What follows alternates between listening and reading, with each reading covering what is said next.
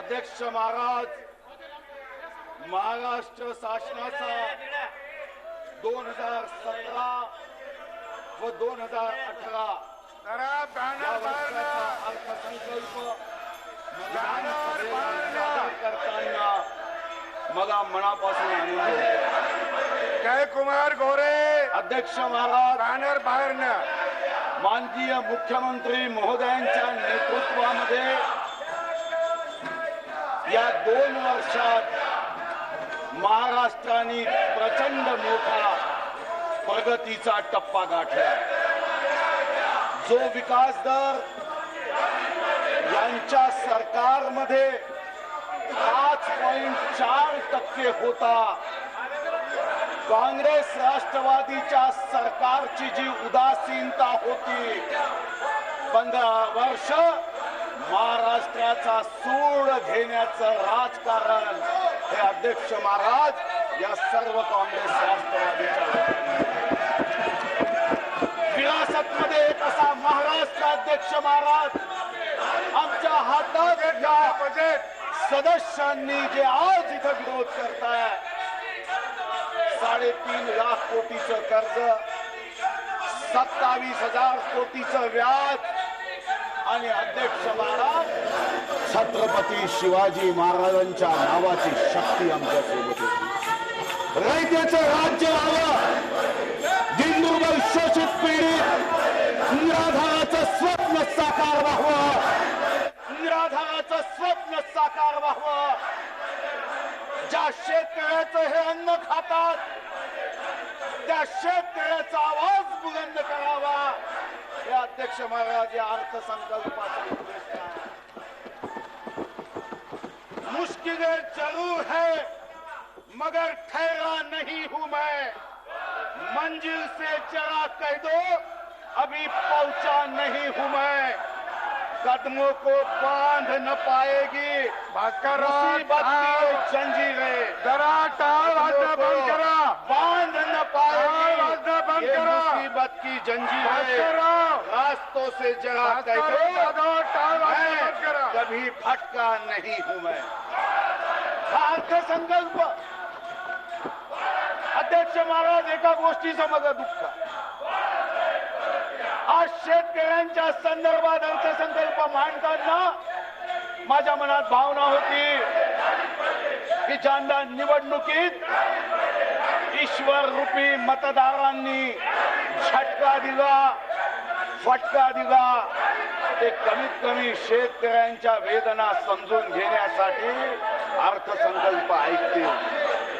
पण अध्यक्ष महाराज, मी श्री सिद्धिविनायकाच्या चरणी प्रार्थना करून आलो आहे की महाराष्ट्राचं विघ्न दूर करण्याची शक्ती तो आमच्या मनगटात, पण हे विघ्न दूर करताना सुख करता दुःख करता ज्या लोकांना शेतकऱ्याच्या वेदना समजून घ्यायच्या नाही, जे अर्थसंकल्प ऐकत नाही, ईश्वरा पुन्हा यांना या विधानसभेत कोणताही अर्थसंकल्प ऐकण्यासाठी निवडून पाठवू नको, ही माझी ईश्वरचरणी प्रार्थना। राज्यात विकासाभिमुख सरकार स्थापन होऊन 2.5 वर्षाचा कालावधी आहे। या काळातील राज्याला प्रगती पथावर नेणारा 3रा अर्थसंकल्प आज मी महाराष्ट्राच्या 12 कोटी जनतेच्या साक्षीने सादर करतोय।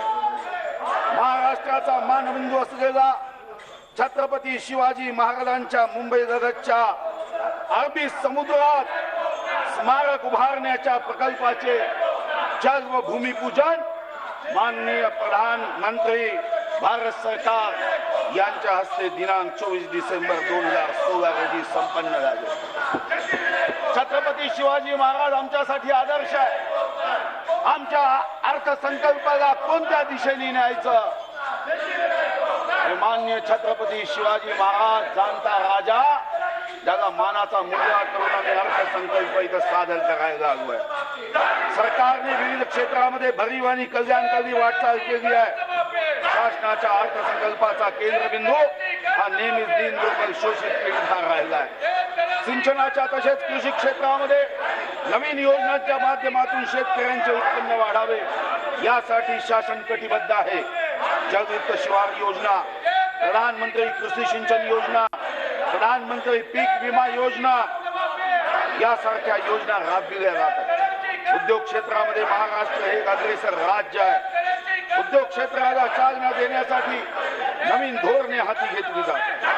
महाराष्ट्रातील शालेय शिक्षणाचा तसेच उच्च व तंत्र शिक्षणाचा दर्जा सुधारण्यासाठी अनेक अभिनव उपक्रम हाती घेतले गेले। Smart city, Mumbai, Pune, Nagpur metro, मियान प्रकल्प याद्वारे नागरी विकास साधला जातो। सेवा हमी कायदा, माहिती अधिकार कायदा यासारखे कायदे अनुदान केले जात असून सामान्य माणसाला सहज शासकीय सेवा प्राप्त व्हावी ह्या योजनांचा उद्देश आहे। महाराष्ट्रात गेल्या 2 वर्षातील राज्य सरकारच्या कामगिरीमुळे सन 2014 साली असलेला 5.4 महाराष्ट्राचा विकास दर जे यांचं कर्तृत्व आहे, पराक्रम आहे, 5.4% हा महाराष्ट्राचा विकास दर सन 2016-17 मध्ये जयंत पाटील साहेब 9.4% केले। महाराष्ट्राचा विकास दर पुढच्या वर्षी 2 अंकी करण्याचा आमचा संकल्प। खरं तर आपल्यासारख्या सुजाण अर्थशास्त्र समजणाऱ्या विरोधात जरी दुर्दैवाने असले अशा प्रसंगी सहकार्य करण्याची आपली भूमिका हवी आहे। पण असंघाशी संघ हा जयंत पाटील साहेब हा आपला असंघाशी संघ आहे। महाराष्ट्राचा विकास दर पुढच्या वर्षी 2 अंकी करण्याचा आमचा संकल्प आहे। देशाच्या सरासरी विकास दरापेक्षा तसेच अन्य आघाडीच्या राज्याच्या तुलनेत निश्चितपणे मोठी झेप घेतली आहे। आज शेतकऱ्यांच्या कर्जमुक्तीसाठी अध्यक्ष महाराज भारतीय जनता पार्टीचे आमदार असेल, शिवसेनेचे आमदार असेल यांनी हृदयापासून कर्जमुक्ती व्हावी ही भावना व्यक्त केली। माननीय मुख्यमंत्री महोदयांनी याबद्दल स्पष्ट भूमिका व्यक्त केली। सभागृहाला विश्वासात घेऊन हा जो शेतकरी आहे, अन्नदाता सुखी भव म्हणतो, जगाचा पोशिंदा आपण म्हणतो, त्या शेतकऱ्यांच्या पाठीशी हे सरकार खंबीरपणे उभा आहे आणि त्या दृष्टीने या अर्थसंकल्पामध्ये आम्ही योजना प्रस्तावित करीत आहोत। मी या विधानसभेच्या पवित्र सभागृहाच्या माध्यमातून या महाराष्ट्राच्या 1,36,00,000 खातेधारक असणाऱ्या शेतकऱ्यांना मी आवाहन करू इच्छितो की माझ्या शेतकरी बांधवांनो, हे सरकार तुमच्या पाठीशी आहे। बळीराजाचे अश्रू पुसावे एकच आहे आस, त्यांच्या अंगणी धनधान्याची उभी राहावी रास। हिततयांचे अंतिम आम्ही प्राणपणाने जपू, लाभेल माझ्या बळीराजाला सन्मानाचा घास। हे ध्येय घेऊन भारत हा कृषी प्रधान देश आहे हे आम्ही नेहमीच गौरवाने म्हणत आहोत आणि हे खरंही आहे।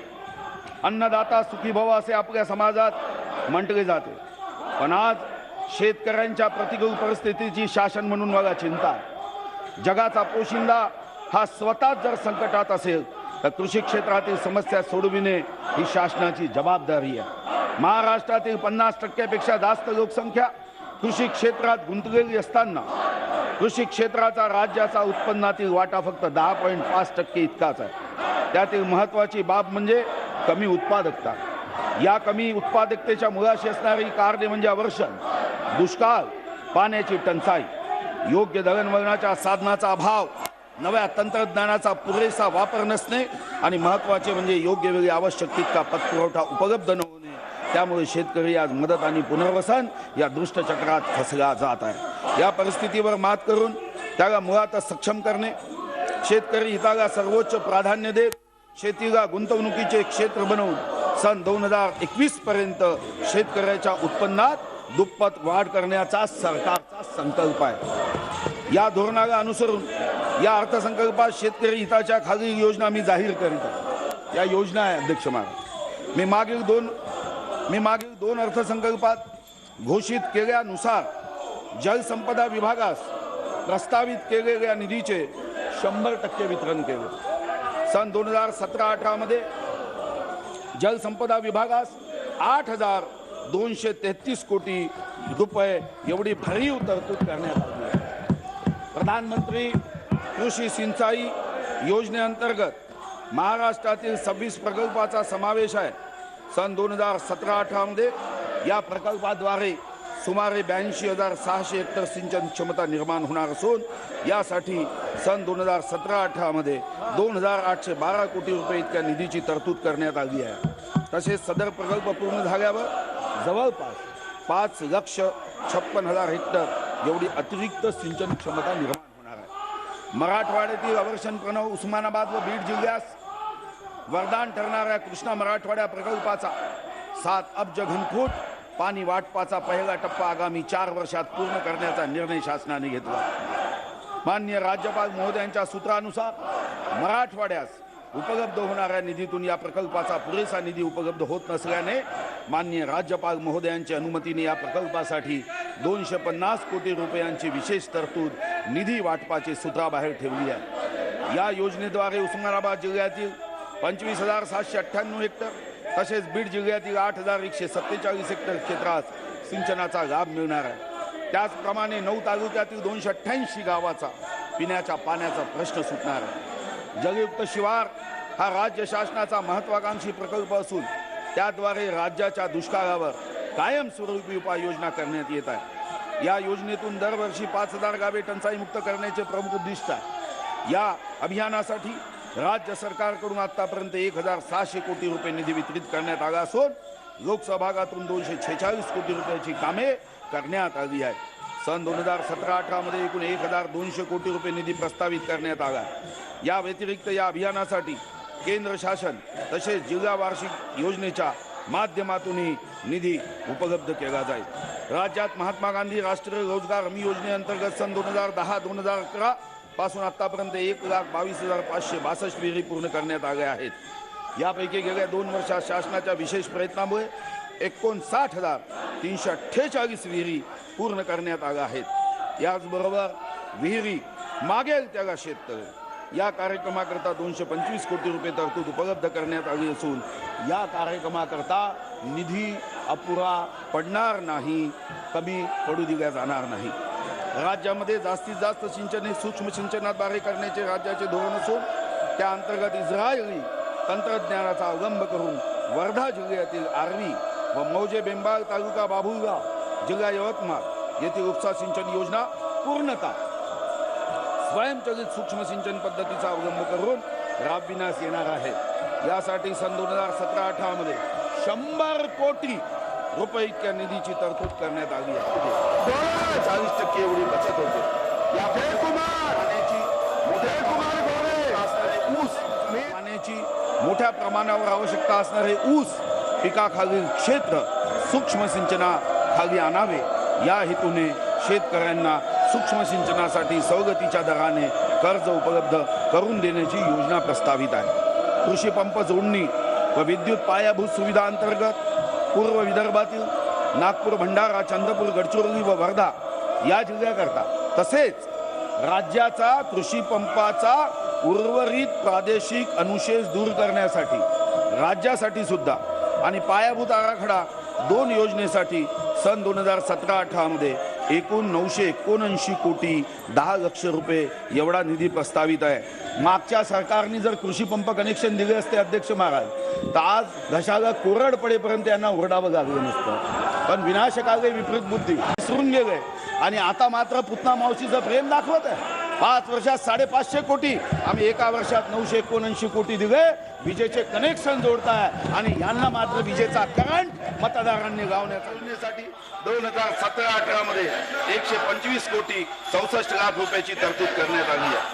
शेतकऱ्याच्या शेतमालाला योग्य भाव मिळण्यासाठी व शेतकऱ्यांचे उत्पन्न दुप्पट होण्यासाठी पणन विभागामार्फत राज्यात शेतमालाच्या साठवणुकीसाठी गोडाऊन व्यवस्थेमध्ये सुधारणा करणे, शेतमालाच्या प्रतवारीमध्ये वाढ होण्यासाठी विकेंद्रित रीतीने व्यवस्था उपलब्ध करणे, शेतमाल विक्री व्यवस्थेमध्ये स्पर्धा निर्माण करण्यासाठी थेट पणन व खाजगी बाजारांना चालना देण्यासाठी प्रचार व प्रसिद्धी योजना, राज्यातील 10 ठिकाणी ॲग्रो मार्केट उभारणे, संत शिरोमणी सावकारमाळी आठवडे बाजार अभियान योजनेची व्याप्ती वाढविण्यासाठी पावलं उचलणे व शेतकऱ्यांचा शेतमाल तारण ठेवून शेतकऱ्यांना तातडीने कमी व्याजदराने सुलभ कर्ज मिळविण्यासाठी योजनेची व्याप्ती वाढवणे या सर्वांसाठी 50 कोटी रुपयाची तरतूद केली आहे. कृषी उत्पन्न बाजार समित्यांचे कृषी विपणनावरील नियंत्रण ठेवल्यामुळे कृषी माल विक्रीसाठी बाजारपेठ मुक्त झाली. याचा फायदा कृषी उत्पादन कंपन्यांना व शेतमालाची वाहतूक सुकर व्हावी यासाठी कोड देण्याची नवीन योजना घोषित करण्यात येत आहे आणि यासाठी आवश्यक तो निधी उपलब्ध करून देण्यात येईल. कोड भाजीपाल्यासाठी कोकणातील सिंधुदुर्ग, रत्नागिरी, रायगड व ठाणे व पालघर या जिल्ह्यामध्ये काजू लागवडीचा व त्यावरील प्रक्रियेचा तसेच काजू बटावरील प्रक्रियेचा कार्यक्रम राबविण्यात येणार असून यासाठी आवश्यक निधी उपलब्ध करून दिला जाईल. कृषी क्षेत्राचे उत्पन्न हा महत्वाचा मुद्दा आहे. कृषी क्षेत्राचे उत्पन्न सन 2021 पर्यंत दुप्पट करण्याचा शासनाचा मानस असून त्याकरता सिंचन ऊर्जा, शेत रस्ते, कृषी प्रक्रिया उद्योग, कृषी तंत्रज्ञान, विपणन, समूह शेती, कृषी पतपुरवठा यावर लक्ष केंद्रित करून विशेष योजना कार्यान्वित करण्याचे शासनाने ठरविले आहे. यासाठी राज्यात मोठ्या प्रमाणात शेतकरी उत्पादक कंपन्या, शेतकरी गट स्थापन करण्यात येईल. हे गट पूर्ण कार्यक्षमतेने कार्यरत होण्यासाठी निवडक गावामध्ये ही योजना राबविण्यात येईल. या योजनेमध्ये किमान 20 शेतकऱ्यांचा एक गट व त्यांचा किमान 100 एकर शेत जमिनीचा समावेश असेल. परंतु या गटामध्ये कोणत्याही शेतकऱ्याची जमीन 10 एकरपेक्षा अधिक असणार नाही. अशा शेतकरी गट व शेतकरी उत्पादक कंपन्या यांच्या माध्यमातून विविध उपक्रम राबविण्यात येईल. या योजनेसाठी सन 2017-18 मध्ये 200 कोटी रुपयाचा निधी प्रस्तावित करण्यात येत आहे. हा पथदर्शी प्रकल्प यशस्वी झाल्यास अध्यक्ष महाराज, हा जर पथदर्शी प्रकल्प यशस्वी झाला त्या प्रकल्पाला कुठेही पैसे कमी पडणार नाही. हा जो आमचा जगाचा पोशिंदा आहे तो स्वतःच्या पायावर आत्मनिर्भर व्हावा. अरे त्याला कर्जमाफी नाही, त्याला यांच्या दुष्टचक्रातून मुक्ती देण्यासाठी त्याला स्वावलंबी करण्याचं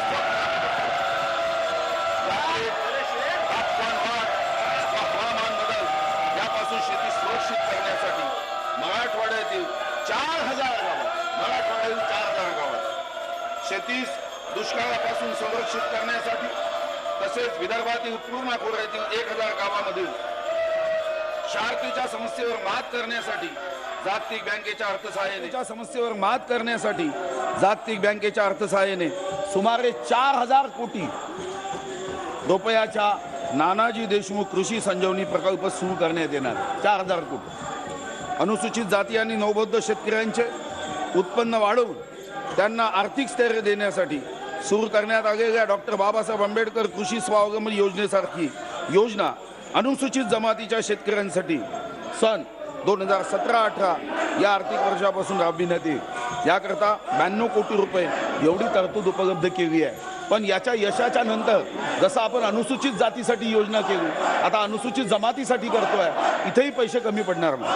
महाराष्ट्र राज्यात आतापर्यंत सुमारे 80 लक्ष शेतकऱ्यांना मृदा आरोग्य पत्रिकांचे वाटप करण्यात आले असून सन 2021 पर्यंत उर्वरित सर्व शेतकऱ्यांना मृदा पत्रिकेचे वाटप करण्याचा शासनाचा मानस आहे. कृषी शिक्षणाला चालना देण्यासाठी यवतमाळ, नाशिक व पेठ जिल्हा सांगली येथे शासकीय कृषी महाविद्यालय स्थापन करण्याचा निर्णय शासनाने घेतला आहे. शेतकरी कर्जमुक्त व्हावा याकरता राज्य शासन कटिबद्ध आहे. शेतकरी कर्जमुक्त व्हावा याकरता राज्य शासन अध्यक्ष महाराज कटिबद्ध आहे. राज्यातील 1,36,42,000 खातेदार शेतकऱ्यांपैकी 31,57,000 शेतकरी थकीत कर्जामुळे संस्थात्मक कर्ज व्यवस्थेतून बाहेर जाण्याचा धोका निर्माण झालेला आहे. या शेतकऱ्यांना पीक कर्ज मिळायचे असेल तर त्याचे थकीत कर्ज फेडावे लागेल व त्यांच्या सातबारावरील बोजा संपवावा लागेल. ही स्पष्ट भूमिका शिवसेना, भारतीय जनता पार्टी या दोन्ही पक्षाची आहे. या दोन्ही पक्षाच्या आमदारांनी आणि सर्व मुख्यमंत्र्यांसहित आमच्या सर्वांची याला सहमती आहे. हे कर्ज सुमारे 30,500 कोटीपर्यंत आहे. राज्य शासनाने शेतकरी कर्जमुक्त व्हावा म्हणून शेती क्षेत्रात गुंतवणूक वाढवली आहे. राज्याच्या अर्थव्यवस्थेत संपूर्ण कर्ज फेडायचे ठरवले तर कृषी क्षेत्रातील गुंतवणुकीवर त्याचा परिणाम होईल व शाश्वत शेती व्यवस्था न झाल्याने शेतकरी पुनश्च कर्जबाजारी होण्याची शक्यता नाकारता येत नाही. याकरता राज्य शासनाने केंद्र शासनाला मदतीची विनंती केली आहे. तसेच केंद्र शासनाला हेही स्पष्टपणे नमूद केले आहे की यामध्ये राज्य शासन देखील सहभागी होऊन आपला वाटा उचलण्यास पूर्णपणे तयार आहे व तशी तजवीजही करण्यात येईल. या थकीत कर्ज असलेल्या शेतकऱ्यांच्या पाठीशी शासन खंबीरपणे उभे राहील. मात्र जे 70% शेतकरी नियमित कर्ज भरत आहे त्यांनाही या पवित्र सभागृहाच्या माध्यमातून माझं आवाहन आहे की वरील योजना ही केवळ जुन्या थकीत कर्जाकरता असणार आहे. त्यामुळे आपल्यालाही याचा फायदा मिळेल असा विचार करून कर्ज थकविण्याचा किंवा न भरण्याचा निर्णय त्यांनी घेऊ नये. त्याचे दूरगामी परिणाम बँकावर व शेती क्षेत्रावर होईल व हे क्षेत्र उद्ध्वस्त होईल. मात्र मी आश्वासित करतो की थकीत कर्जदारांकरता योजना करताना नियमित कर्ज भरणाऱ्या शेतकऱ्यांना लाभ होईल अशी योजना ही या कर्जमुक्तीच्या योजनेसोबत शासनाच्या माध्यमातून घोषित होईल. आता बसा, झालं ना, बसा, केलं घोषित. आपल्या राज्यामध्ये युवा हा आपल्या कामाचा केंद्रबिंदू आहे आणि युवकांचं स्वप्न साकार व्हावं, त्यांना योग्य कौशल्य प्राप्त व्हावं हा सरकारचा संकल्प आहे. स्वप्न रेशमी हिरवाईचे जपते तरुणाई, स्वप्न रेशमी हिरवाईचे जपते तरुणाई, आभाळाचा ध्यास घेऊन उडते तरुणाई. परंतु जेव्हा भूमातेवर येते संकट, पराक्रमाचे गाते हृदयी गाते तरुणाई. यांच्यासाठी नाही आहे. आज महाराष्ट्रात 18 ते 30 या वयोगटातील 25% इतके तरुण आहेत. या तरुण हातांना उत्तुंग उभारी देत विधायक कार्याकडे वळवायचे असेल तर त्यांना नवनव्या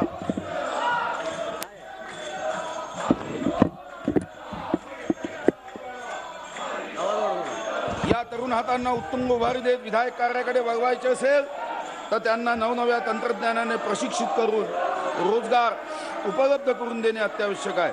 युवकांच्या शक्तीचा योग्य वापर करून त्यांना रोजगारक्षम करण्यासाठी या अर्थसंकल्पात मी खालील योजना जाहीर करतो.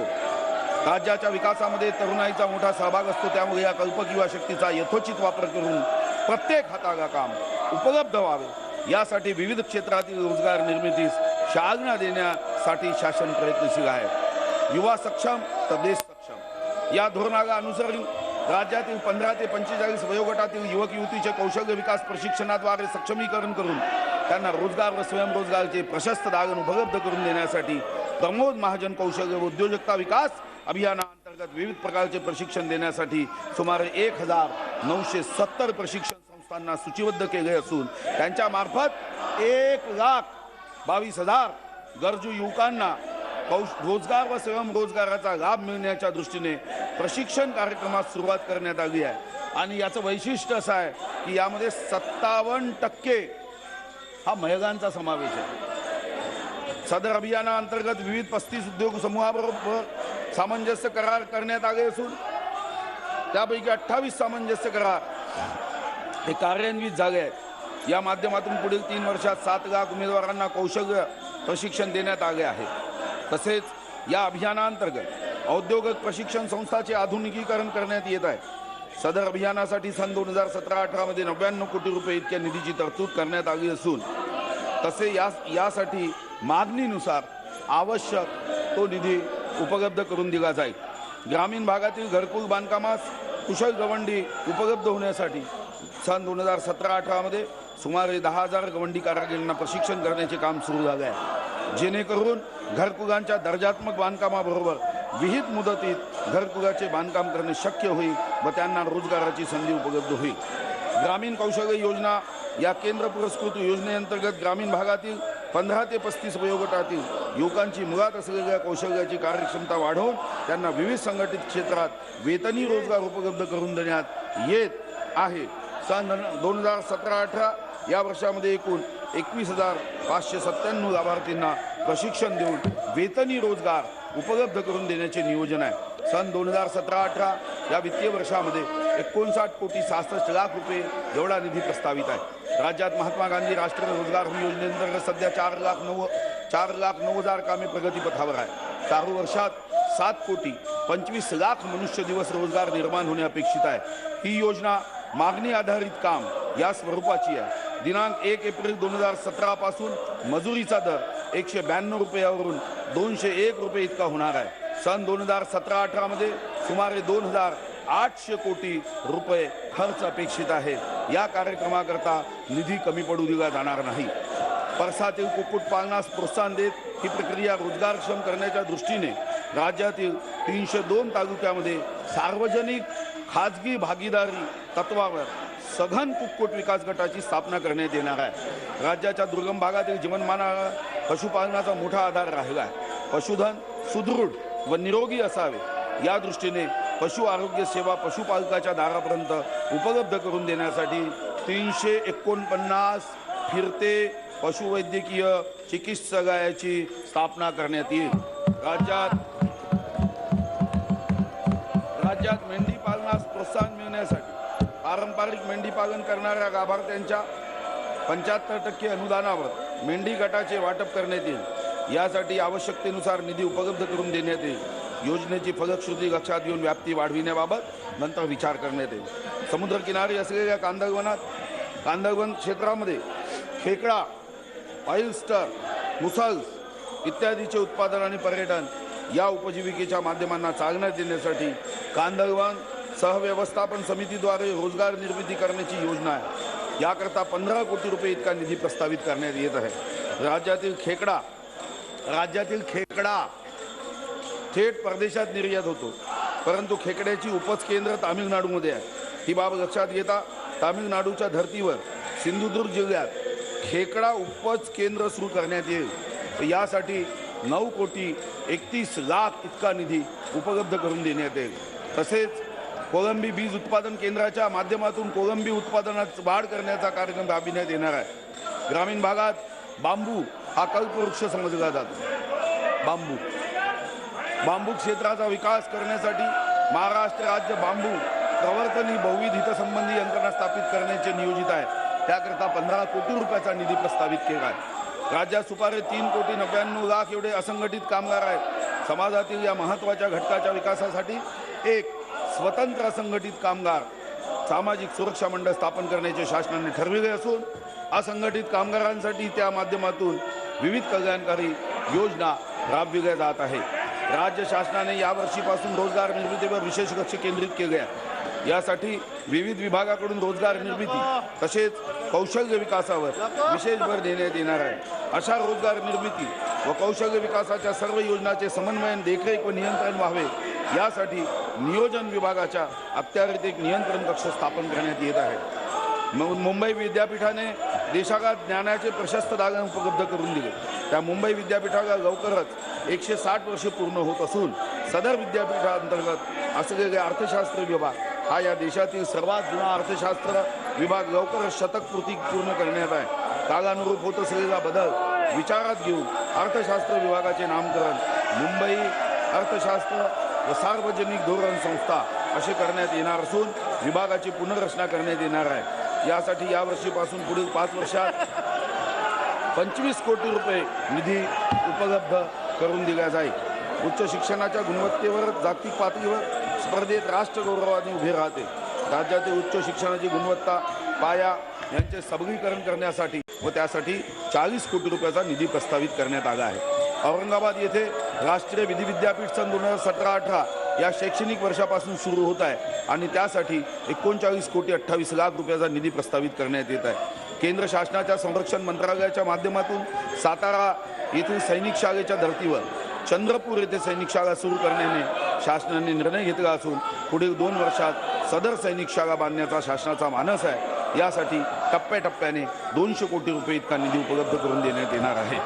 पायाभूत सुविधा प्रगतीचा मार्ग प्रशस्त करीत असतात आमच्या राज्यात येणाऱ्या उद्योग समूहांना उत्तम रस्ते, दळणवळणाच्या सोयीसाठी उत्तम रेल्वे प्रकल्प, आरोग्यपूर्ण वातावरण, स्वच्छ पाणी पुरवठा देणे आमचे कर्तव्य आहे। या पायाभूत सुविधांनी उद्योग जगताची भरभराट तर होईलच, पण ही कीर्ती इतर अनेक उद्योग समूहांना आमच्या राज्यात उद्योग समूह स्थापन करण्यासाठी प्रेरणादायी ठरेल आणि त्यातून रोजगाराच्या अनेक संधीही निर्माण होईल। यासाठी या अर्थसंकल्पात मी पायाभूत सुविधा अधिक सक्षम होण्याच्या दृष्टीने खालील योजना जाहीर करतो।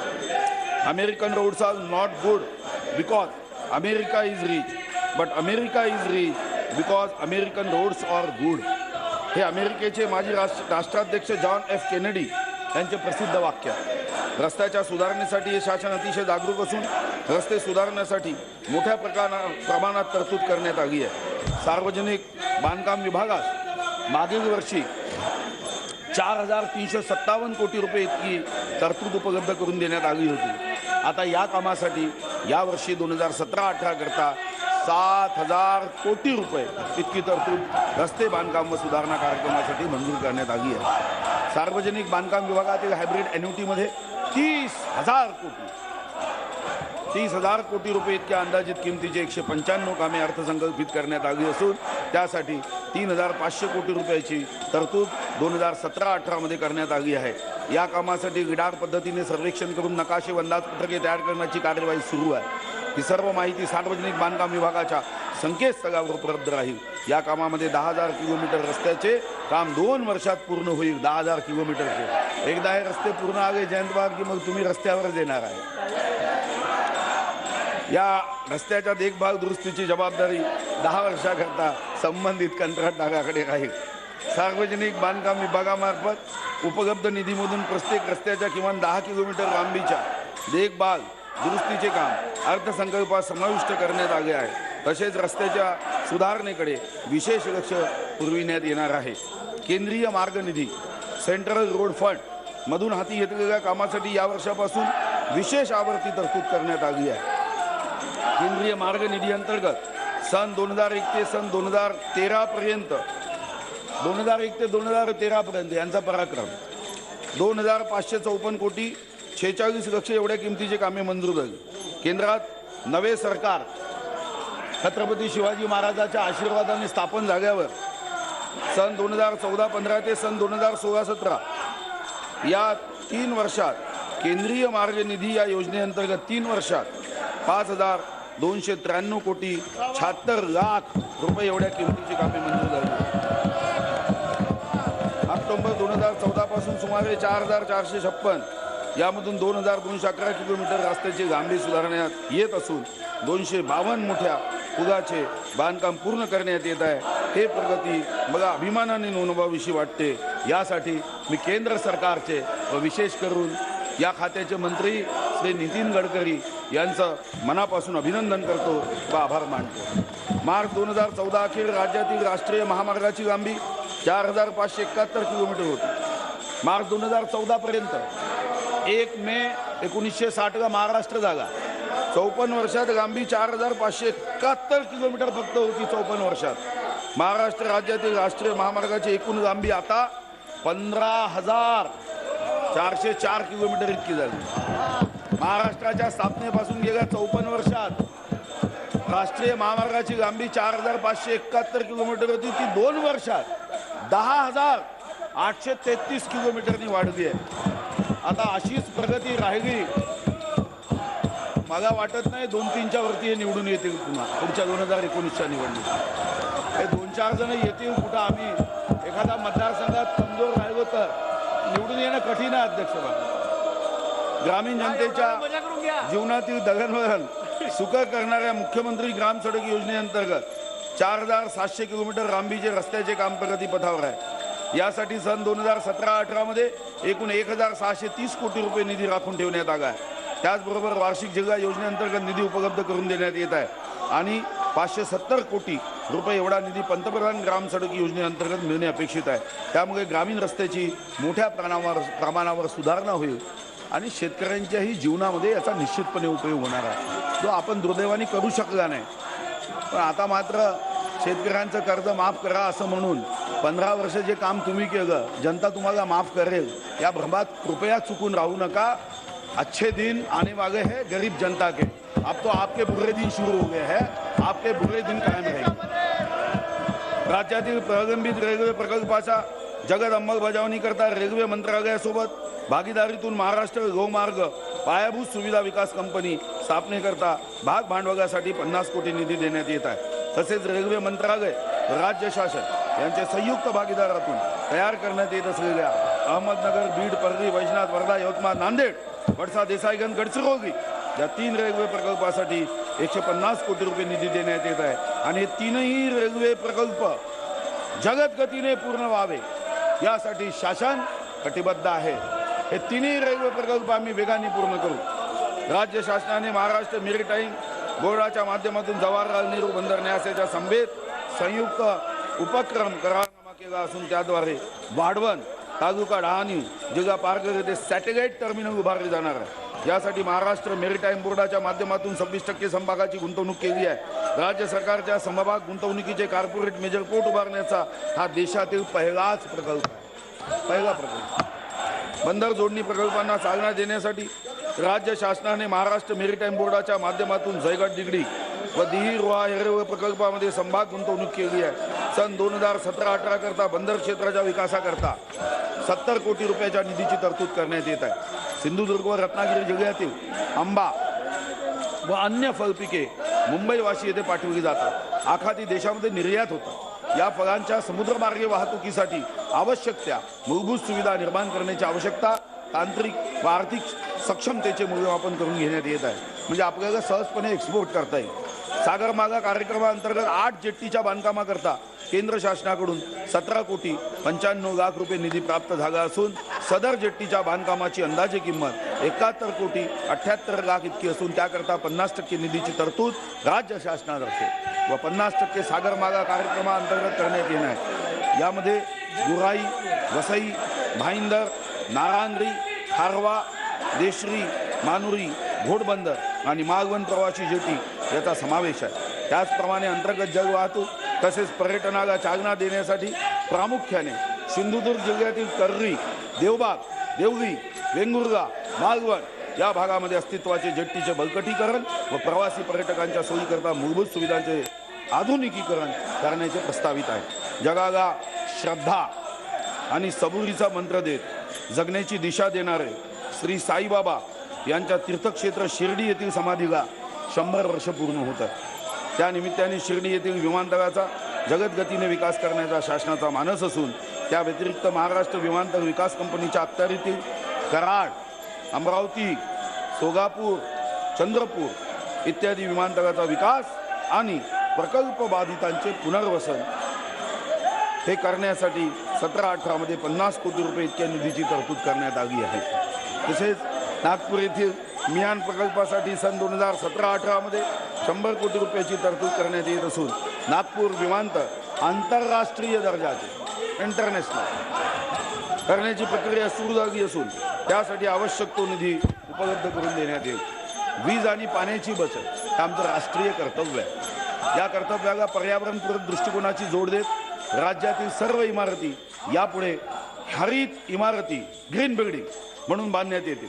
यामुळे निवासी तसेच अनिवासी इमारतीमध्ये मोठ्या प्रमाणावर वीज व पाण्याची बचत होणार आहे। सार्वजनिक बांधकाम विभागाकडे देखभाल व दुरुस्तीसाठी असलेल्या इमारतींचे टप्प्याटप्प्याने हरित इमारतीमध्ये रूपांतर करून विद्युत व पाणी वापराची व खर्चाची बचत होईल। केंद्र शासनाकडून अपारंपरिक ऊर्जेकरता प्राप्त झालेले प्रोत्साहनात्मक अनुदानाच्या रकमेपोटी सन 2017-18 मध्ये 361 कोटी रुपये एवढा निधी प्रस्तावित आहे। महानिर्मिती कंपनीकडून राज्याचा पहिल्या टप्प्यामध्ये 750 मेगावॅटचा सौर ऊर्जा प्रकल्प नियोजित आहे आणि त्याकरता शासनाचे भागभांडवल 525 कोटी रुपये हे निधी उपलब्ध होत आहे, ज्याचा पतंगराव कदम साहेब शेतकऱ्यांना फायदा होणार आहे। आपण शांत आहात, आता मजबुरीने उभं राहावं लागतं, पण तुम्ही शांत आहे, मला जाणीव आहे। विदर्भ व मराठवाडा विभागात अधिकाधिक नवीन उद्योग यावेत व औद्योगिक वीज वापर वाढावा याकरता औद्योगिक घटकास सर्वसाधारण व प्रोत्साहनात्मक बाबीवर वीज दरात सवलत घेण्यासाठी 1000 कोटी विदर्भ मराठवाड्यासाठी अनुशेष खूप राहिला ना तिकडे एवढी तरतूद प्रस्तावित करण्यात येत आहे। औद्योगिकदृष्ट्या मागासलेल्या भागात नवीन उद्योग निर्माण व्हावेत यासाठी राज्य शासनातर्फे पॅकेज स्कीम ऑफ इन्सेंटिव्ह ही प्रोत्साहनात्मक योजना राबवली जाते आणि या योजनेसाठी सन 2017-18 मध्ये 2650 कोटी इतका निधी प्रस्तावित केला। महाराष्ट्र राज्य औद्योगिक समूह विकास योजनेचा मुख्य उद्देश या राज्यातील सूक्ष्म लघु व मध्यम उपक्रमाची उत्पादकता व स्पर्धा क्षमता उंचावण्यासाठी तसेच त्यांच्या क्षमता वृद्धीकरता सामायिक सुविधा निर्माण करणे हा आहे। याकरता सन 2017-18 मध्ये 60 कोटी रुपये निधी उपलब्ध करून देण्यात येत आहे। महाराष्ट्र राज्य औद्योगिक समूह विकास योजनेअंतर्गत गुंतवणूकदारांना औरंगाबाद येथे जागा उपलब्ध करून देण्यात आली आहे। रामदासजी हा औरंगाबादचा आहे आणि यासाठी अंशदान म्हणून 570 कोटी रुपये हे आपण उपलब्ध करून देणार आहोत। पायाभूत सुविधांसाठी मोठ्या प्रमाणावर भांडवलाची आवश्यकता असते।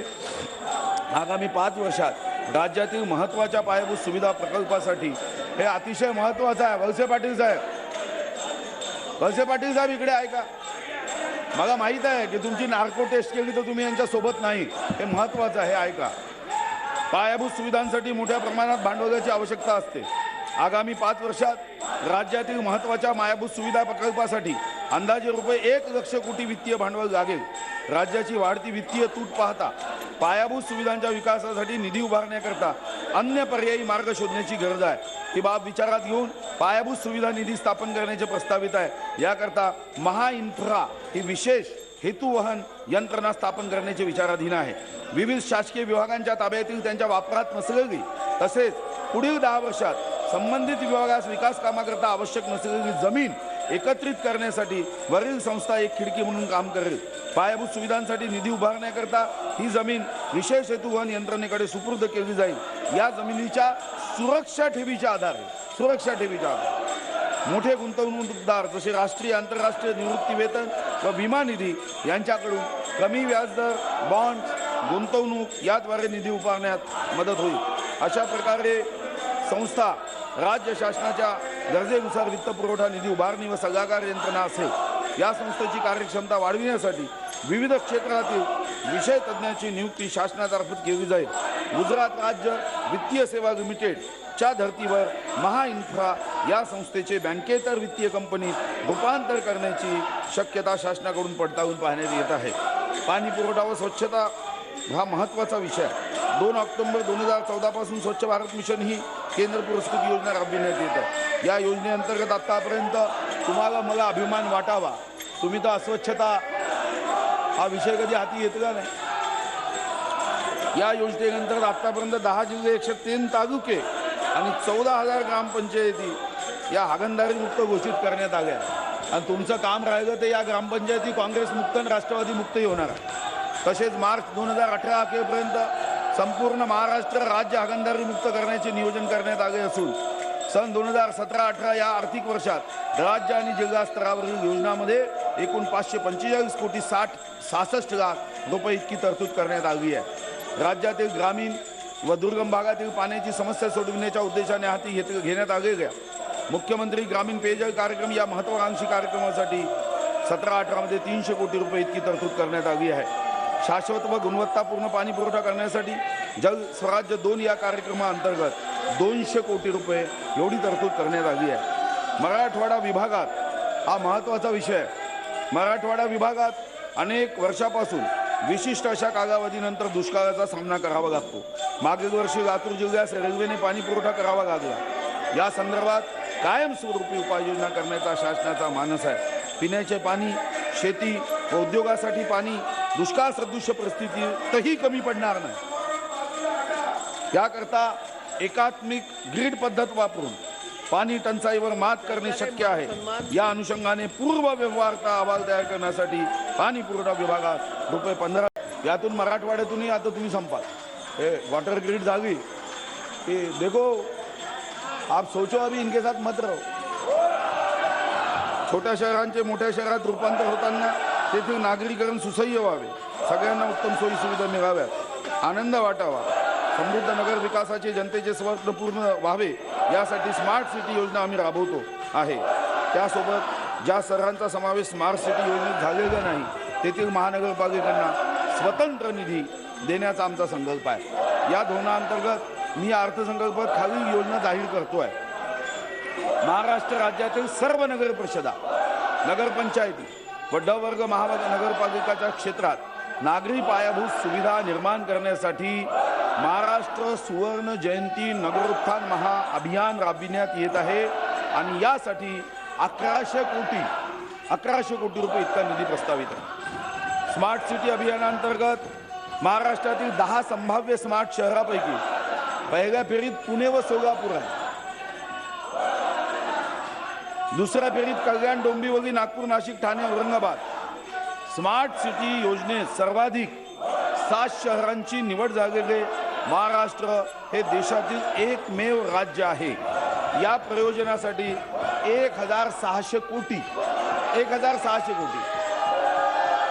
नागरिक क्षेत्रातील पाणी पुरवठा, भगनिस्सारण व नागरी परिवहन, सांडपाण्याचा पुनर्वापर, हरित पट्टे या मूलभूत सुविधांचा विकास करण्यासाठी 1870 कोटी हा निधी प्रस्तावित करण्यात आला।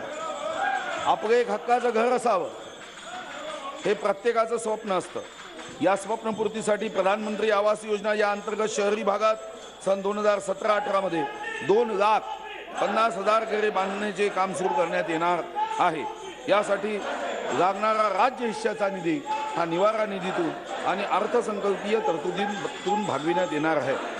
देशातील सर्व शहरे पूर्णपणे स्वच्छ, निरोगी आणि सुंदर करून सर्व नागरिकांना चांगले आरोग्य व स्वच्छ पर्यावरण देण्यासाठी केंद्र सरकारने स्वच्छ भारत अभियानाची देशात सुरुवात केली आहे। केंद्र शासनाच्या या अभियानांतर्गत राज्यात नागरिक क्षेत्रात स्वच्छ महाराष्ट्र अभियान प्रभावीपणे राबविण्यात येत असून त्यास नागरिकांचा उत्तम प्रतिसाद आहे आणि यासाठी 1605 कोटी रुपये हा निधी आम्ही प्रस्तावित केला आहे। मोठा निधी आहे जनता। मुंबई हे देशाची आर्थिक राजधानी आहे। महानगराच्या वेगाशी जुळवून घेताना सर्वसामान्य नागरिकांची दमछाक होत असते। यावर उपाययोजना करत या शहरामध्ये राहणाऱ्या नागरिकांचे जीवन सुसह्य व्हावे यासाठी पायाभूत सुविधा निर्माण करण्यात येत आहे।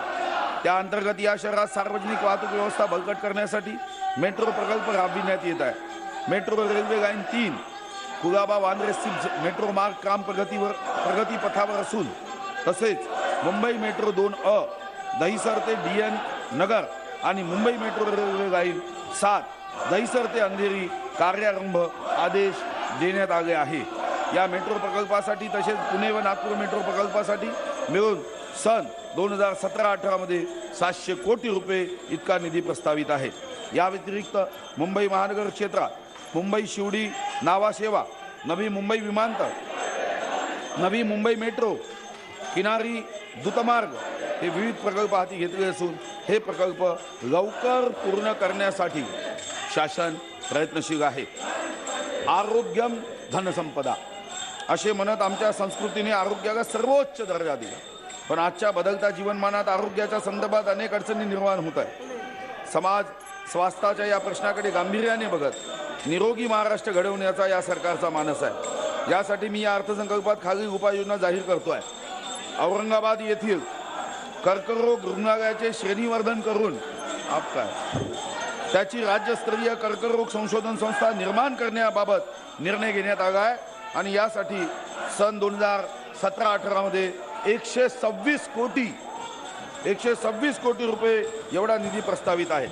तसेच राज्यातील कर्करोग रुग्णांना अत्याधुनिक उपचार नजदीकच्या अंतरावर उपलब्ध होण्याकरता महसूल विभागनिहाय कर्करोग उपचार केंद्र निर्माण करण्यासाठी शासन कटिबद्ध आहे। कर्करोगावरील उपचार पद्धतीत निदानाच्या सोयी उपलब्ध असल्यास रुग्णांना पूर्णपणे बरे होण्यास मदत होते। भारतात प्रामुख्याने आढळणाऱ्या कर्करोगात स्तनाचा कर्करोग, गर्भाशय, मुखकर्करोग आणि मुखकर्करोग याचा समावेश आहे। या तीनही कर्करोगामध्ये लवकर निदान आणि वेळेत योग्य ते उपचार झाल्यास बरे होण्याचे प्रमाण हे साधारणतः 75% असते। त्याचप्रमाणे या कर्करोगामधून होणारा मृत्यूचा दर जवळपास 60 ते 75% कमी होतो। या तीनही कर्करोगाचे रोगनिदान प्रथमावस्थेत करावायचे असतात शासकीय आरोग्य संस्थांमध्ये मॅमोग्राफी मशीन, कोल्पोस्कोप व वेलस्कोप मशीन आवश्यक आहे। शासकीय आरोग्य संस्थांमध्ये तीनही यंत्रे उपलब्ध करून त्यांच्याद्वारे रुग्णाचे निदान करण्यात येईल। स्क्रीनिंगमध्ये निदर्शनात आलेल्या रुग्णांना महात्मा फुले जन आरोग्य योजनेअंतर्गत जवळच्या रुग्णालयात पाठविण्यात येईल। सदरील यंत्रसामुग्री जिल्हा रुग्णालय 23, सामान्य रुग्णालय 4, उपजिल्हा रुग्णालय 85, स्त्री रुग्णालय 11 आणि निवडक ग्रामीण रुग्णालय 130 अशा एकूण 253 आरोग्य संस्थांमध्ये उपलब्ध करून देण्यात येईल। यासाठी मी 43 कोटी रुपये एवढा निधी राखून ठेवण्यात येत आहे। सर्वसामान्य रुग्णांना अचूक रोग निदानासाठी सिटी स्कॅन मशीन सार्वजनिक आरोग्य विभागाच्या निवडक 31 रुग्णालयासाठी उपलब्ध करून देण्याचा शासनाने निर्णय घेतला असून यासाठी सन 2017-18 मध्ये 77 कोटी 50 लाख निधी उपलब्ध करून दिला जाईल।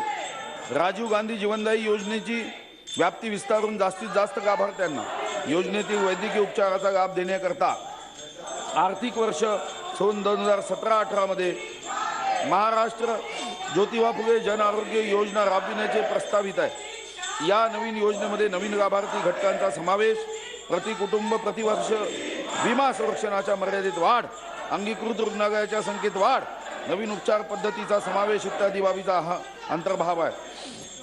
आणि सदर योजनेसाठी 1316 कोटी इतका निधी प्रस्तावित केला गेला आहे। गरीब, दुर्लक्षित तसेच गरजू ग्रामीण जनतेस सहज साध्य, परवडण्याजोगी, कार्यक्षम, उत्तरदायी आणि विश्वासार्ह आरोग्य सेवा उपलब्ध करून देण्याच्या उद्देशाने केंद्र शासनाने संपूर्ण देशात 12 एप्रिल 2005 पासून राष्ट्रीय ग्रामीण आरोग्य अभियान सुरू केले आहे आणि यासाठी 1549 कोटी इतका निधी आम्ही प्रस्तावित केला आहे।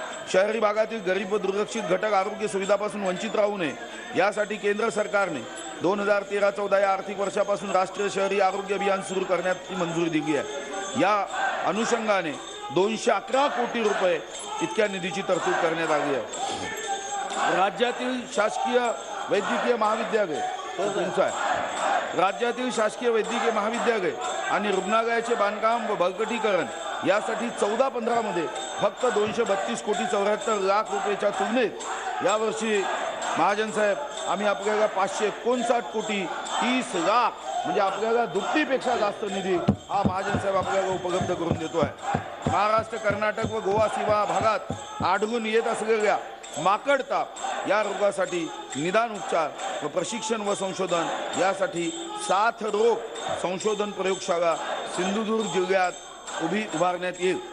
पर्यावरण व वने, तुम्ही जरी पर्यावरण बिघडत असला तरी सुद्धा आम्हाला पर्यावरणाची चिंता आहे। पर्यावरणाच्या प्रश्नाकडे गांभीर्याने बघत गेल्या वर्षी सरकारने 2 कोटी वृक्ष लागवडीचा संकल्प केला होता। महाराष्ट्रातील जनतेने या प्रकल्पाला मनापासून दाद देत 2 कोटी 83 लाख वृक्ष लागवड करून या प्रश्नाविषयी सजगता व्यक्त केली। या विक्रमी वृक्ष लागवडीची दखल लिम्का बुक ऑफ रेकॉर्डने घेतली। वनसंवर्धनासोबतच पर्यावरणाच्या दृष्टीने वाढत्या प्रदूषणावर मात करत पर्यावरणपूरक वातावरणाची निर्मिती करणे हे आमच्या सरकारचे महत्त्वाचे धोरण आहे। प्रदूषणाच्या विरोधातील हा लढा अधिक तीव्र करीत नद्याच्या शुद्धीकरणाला प्राधान्य देणारे नमामि चंद्रभागा हे अभियान आम्ही हाती घेतले असून ही प्रक्रिया पुढे नेत राज्यातील प्रमुख नद्या प्रदूषण मुक्त करण्याचा सरकारचा दृढ निर्धार आहे। यासाठी या अर्थसंकल्पात मी खालील योजना जाहीर करतोय।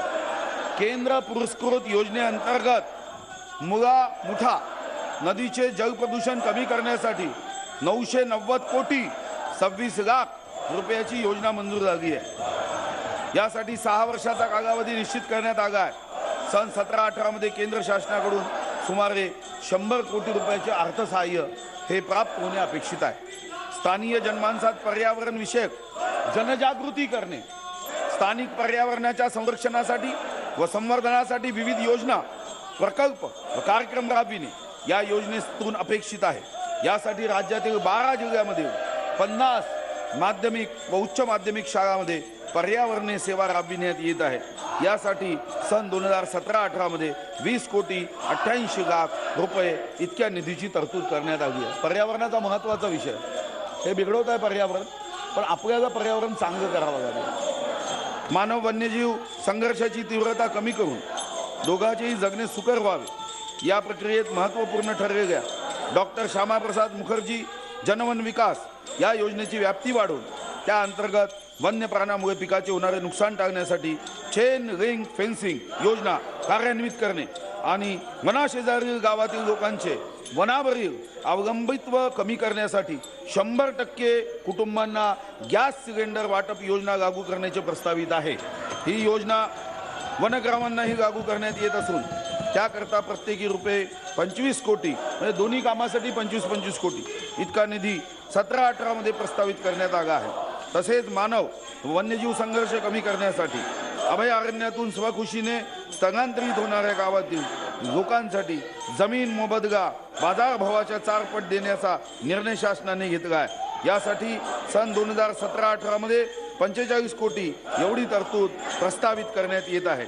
वनामध्ये उन्हाळ्यामध्ये आणि अन्य वेगळी लागणाऱ्या वनवांच्या घटनांवर तात्काळ नियंत्रण करण्यासाठी कर्मचारी अधिकारी यांची नवीन तंत्रज्ञान व कार्यपद्धतीद्वारे क्षमता वृद्धी करणे गरजेचे आहे।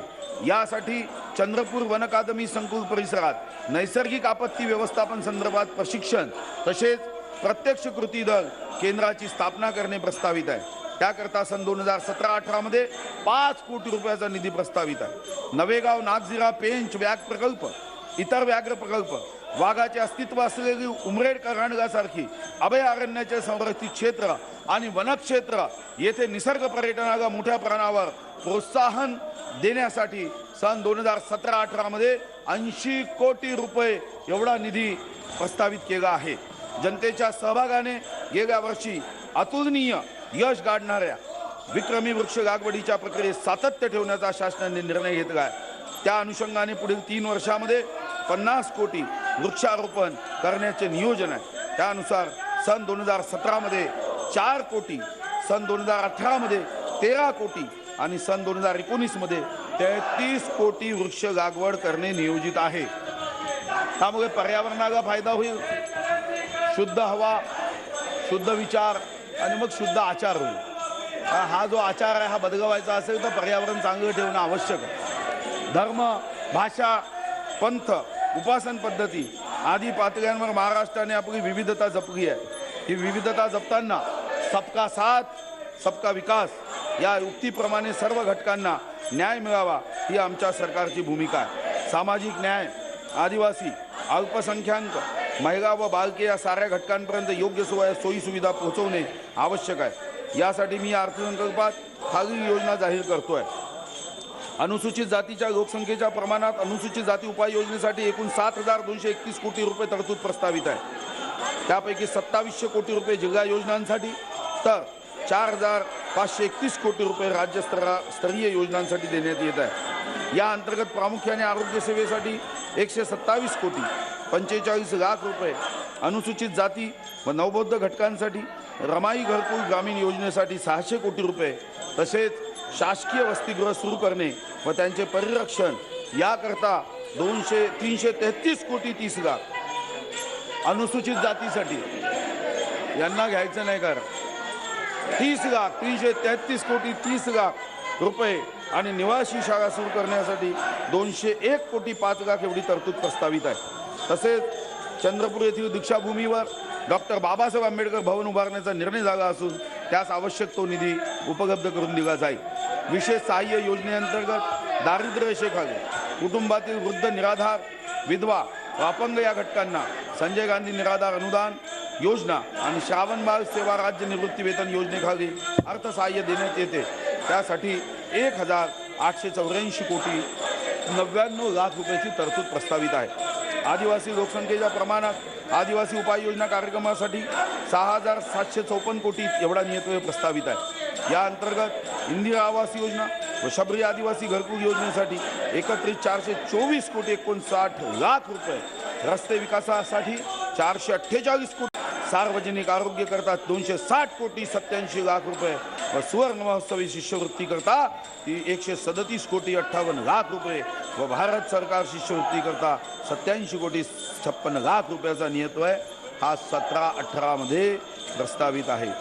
अनुसूचित जाती व नवबौद्ध घटकामधील युवकांमध्ये उद्योजकता निर्माण करण्याच्या दृष्टिकोनातून केंद्र शासनाने स्टँड अप इंडिया योजना घोषित केली आहे। त्यामध्ये मार्जिन मनी देण्याचे शासनाने निश्चित केले असून त्यासाठी 25 कोटी स्टँड अप योजनेमध्ये अनुसूचित जमाती क्षेत्रात कुपोषणामुळे कमी वजनाची बालके जन्मास येतात, त्यावर मात करणे तसेच महिला व बालकांच्या पोषणामध्ये वाढ करण्यासाठी गरोदर स्त्रिया, स्तनदा माता आणि 7 महिने ते 6 वर्ष वयोगटातील बालकांसाठी भारतरत्न डॉक्टर APJ अब्दुल कलाम अमृत आहार योजना सुरू केली आहे। आणि यामध्ये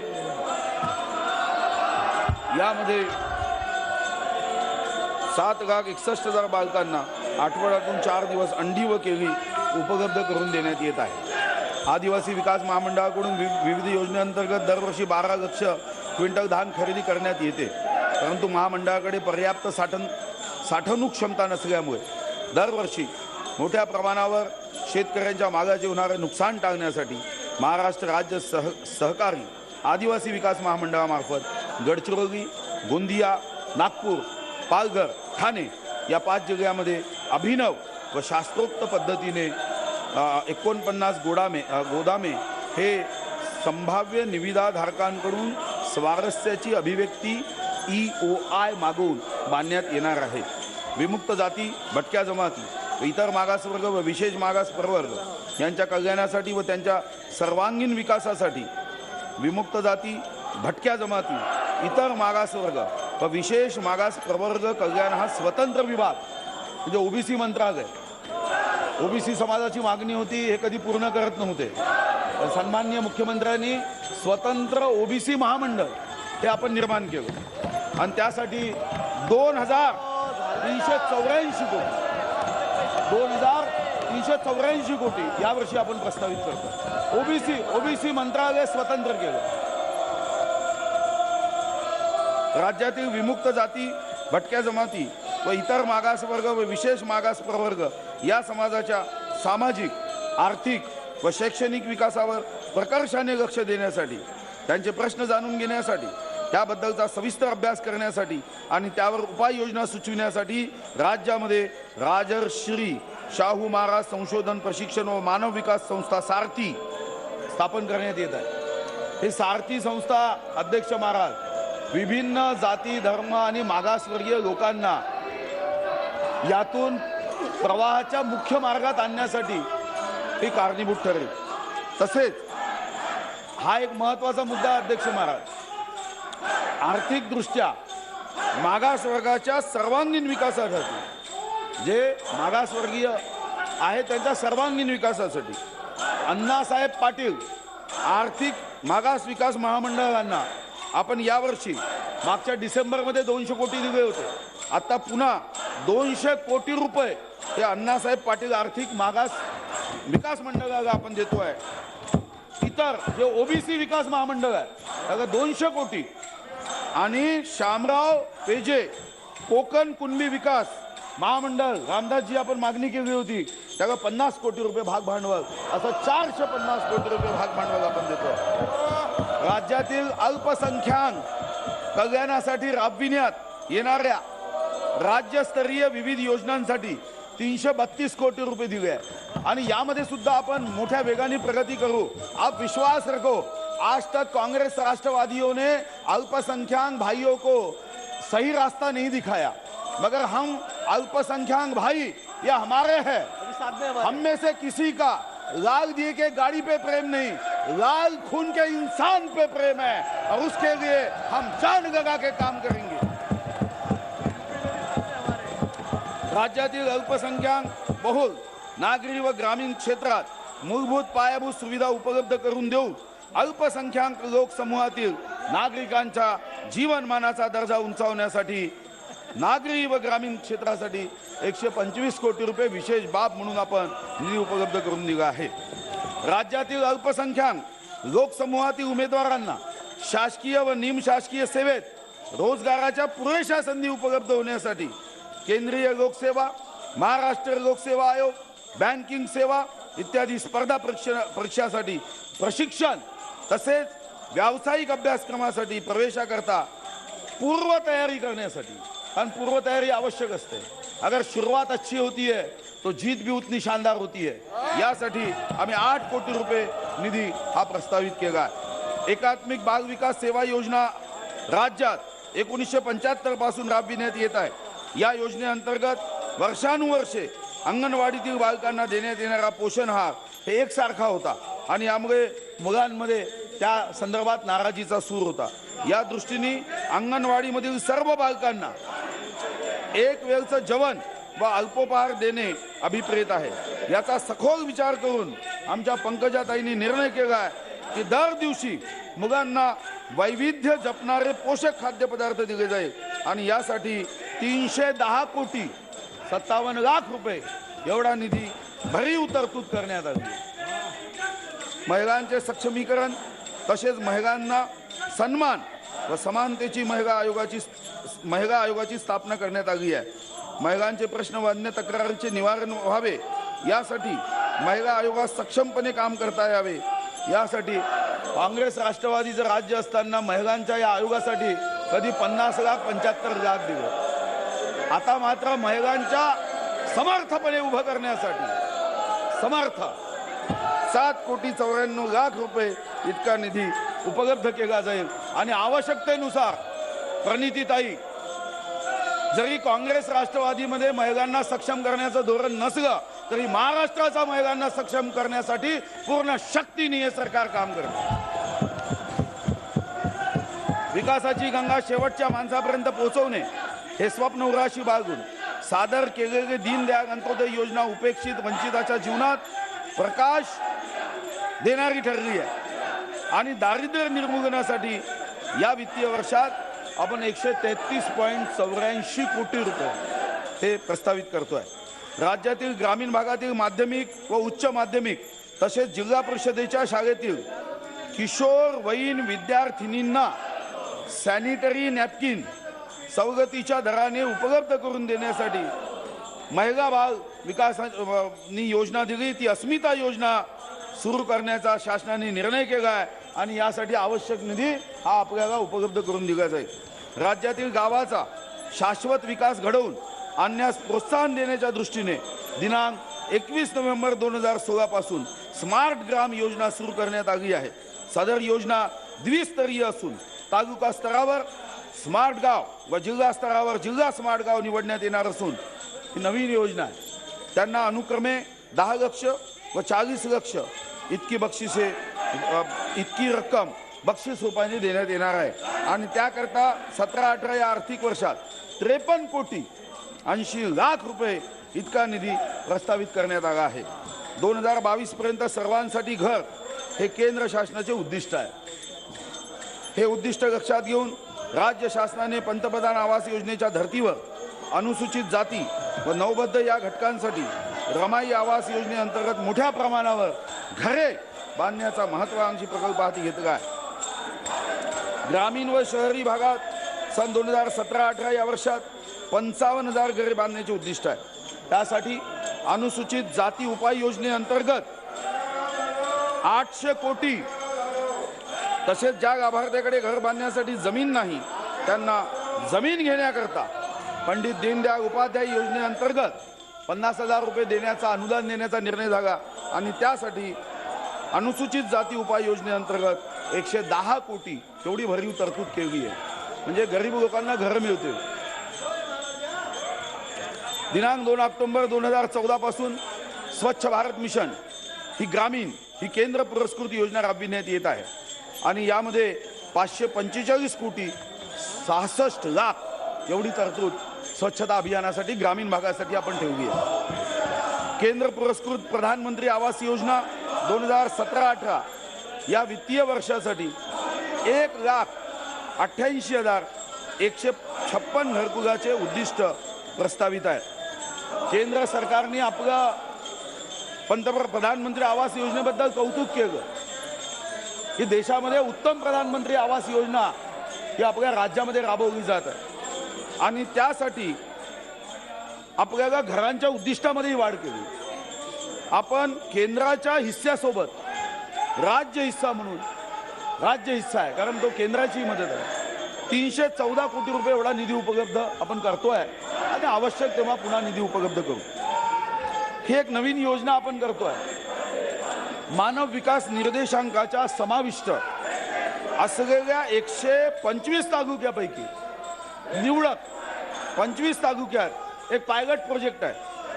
रोजगार निर्मिती एक विशेष योजना राबविण्याचा शासनाचा मानस असून हे तालुके रोजगारयुक्त करण्याचे शासनाचे ठरवले आहे आणि यासाठी 100 कोटी रुपये ठेवले आहे की ज्यातून पहिल्या टप्प्यात 25 तालुके रोजगारयुक्त व्हावे हा सरकारचा मानस आहे। सार्वजनिक वितरण व्यवस्थेअंतर्गत नवीन गोदामांच्या बांधकामासाठी सन 2017-18 या वित्तीय वर्षात 80 कोटी रुपये इतकी भरीव आर्थिक तरतूद करण्याचे प्रस्तावित करण्यात आले आहे।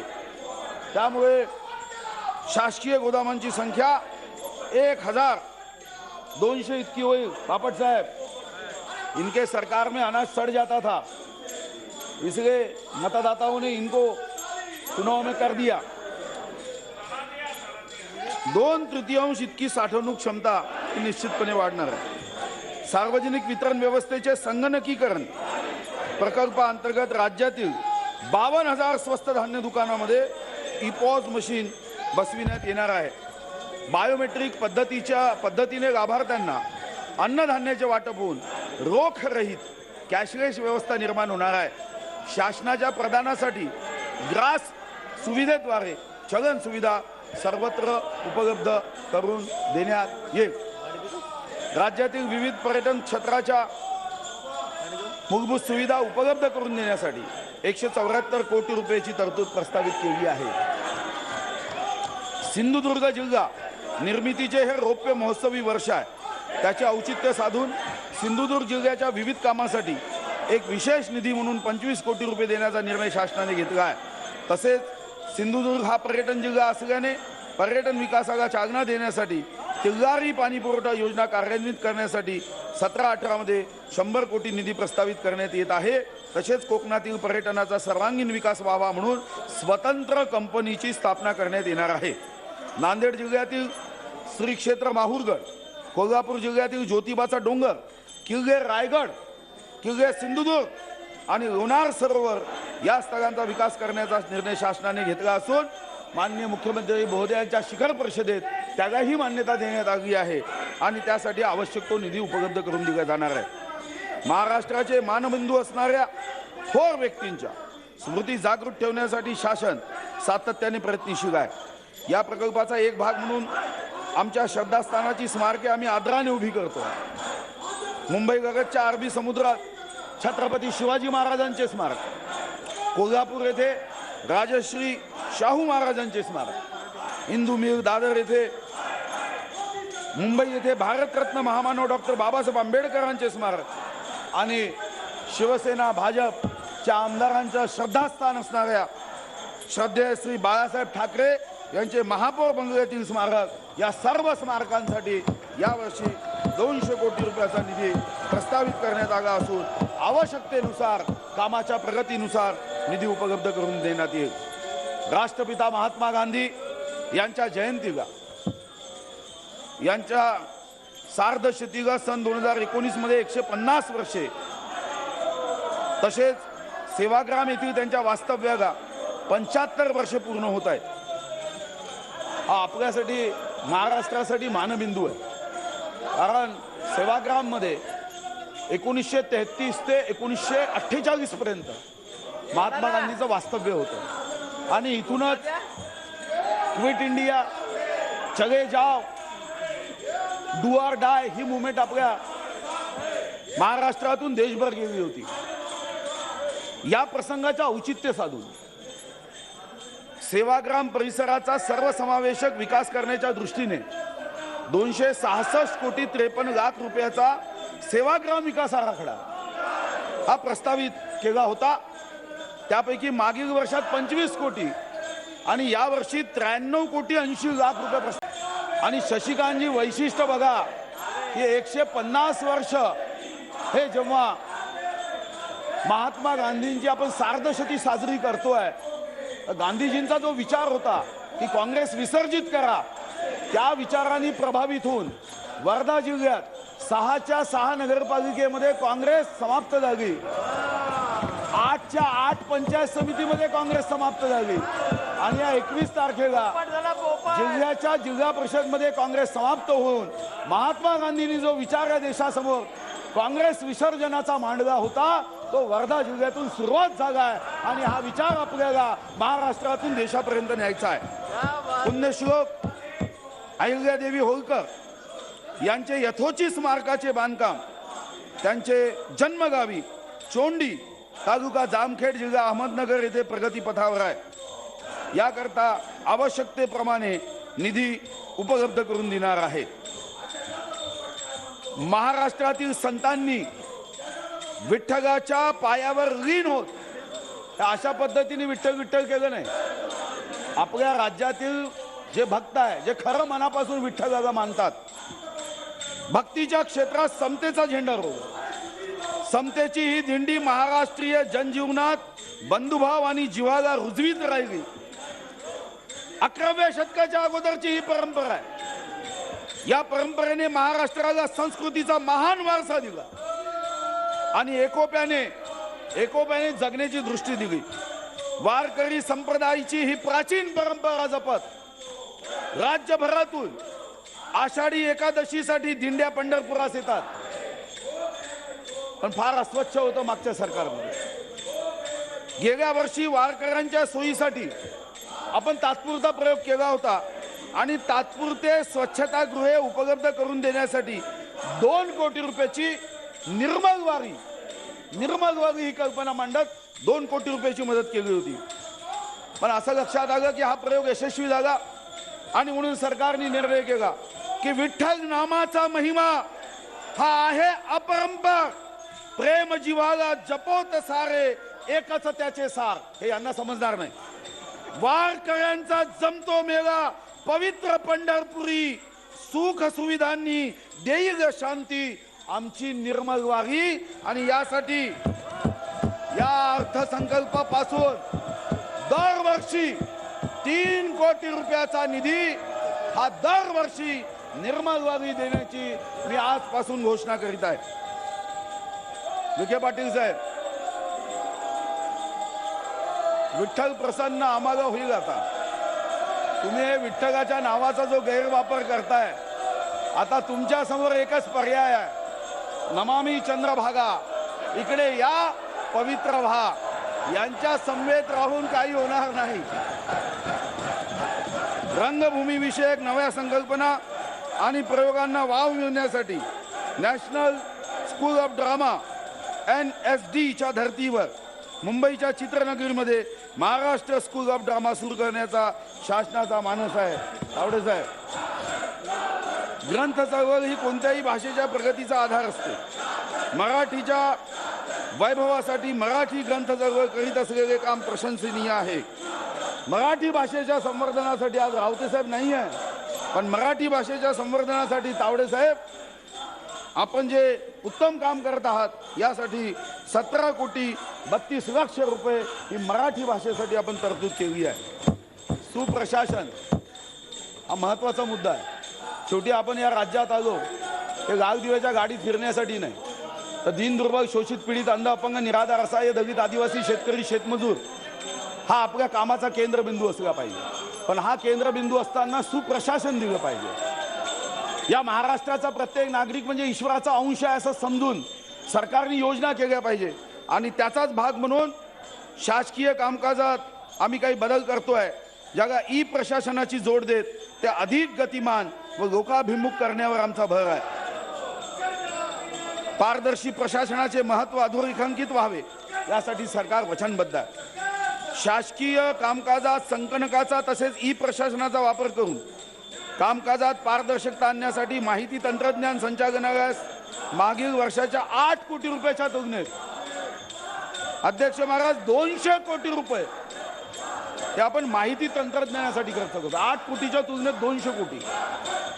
त्यामधून आपण स्टेट डेटा सेंटर अपग्रेडेशन करतोय, DBT पोर्टल सुरू करतोय, स्मार्ट आणि सेफ सिटीचा प्रकल्प घेतोय, pan state e procurement portal करतोय, pan state e examine portal करतोय, महाराष्ट्र अर्बन जिओ पोर्टल करतोय, अर्बन गव्हर्नन्स फ्रेमवर्क करतोय, सायबर सिक्युरिटी करतोय, युनिव्हर्सिटी मॅनेजमेंट सिस्टीम आणि टेक्निकल मॅन पॉवर इत्यादी प्रकल्प राबवतोय की महाराष्ट्र असा गतीने वेगाने पुढे गेला पाहिजे हा संकल्प यामध्ये आहे. डिसेंबर 2018 पर्यंत केंद्र शासनाच्या सहाय्याने भारत नेट कार्यक्रमाअंतर्गत 28,332 ग्रामपंचायती ऑप्टिकल फायबर रिंग आर्किटेक्चर फ्रेमवर्कने जोडून राज्यात नाविन्यपूर्ण पायाभूत सुविधा स्थापित करण्यात येणार आहे. आणि 2 ऑक्टोबर 2016 रोजी नागपूर जिल्हा हा प्रथम डिजिटल जिल्हा म्हणून घोषित झाला. शासनाने महाराष्ट्र आधार अधिनियम 2016 पारित केला असून असा कायदा करणारे महाराष्ट्र हे देशातील पहिले राज्य आहे. या कायद्याच्या आधारे सध्या राज्य शासनाकडून विविध योजना अंतर्गत पात्र लाभार्थ्यांना देण्यात येणाऱ्या वस्तू, रोख रकमेच्या स्वरूपातील सर्व प्रकारचे लाभ हे आता थेट लाभार्थ्यांच्या आधार संलग्नित बँक खात्यात जमा करण्याचा निर्णय शासनाने घेतला। डायरेक्ट बँक ट्रान्सफर यामध्ये विशेषत्वाने विविध व्यावसायिक अभ्यासक्रमांना प्रवेश घेणाऱ्या सामाजिक व आर्थिकदृष्ट्या दुर्बल घटकातील विद्यार्थ्यांना प्रचलित शिक्षण शुल्क प्रतिपूर्ती योजनेअंतर्गत शिक्षण शुल्कापोटी शैक्षणिक संस्थांना देण्यात येणारे प्रतिपूर्तीची रक्कम आता थेट पात्र लाभार्थी विद्यार्थ्यांच्या आधार संलग्नित बँक खात्यात शासनाकडून जमा करण्यात येईल, जेणेकरून या योजनेची अंमलबजावणी अधिक प्रभावीपणे व पारदर्शक पद्धतीने करणे शक्य होणार आहे।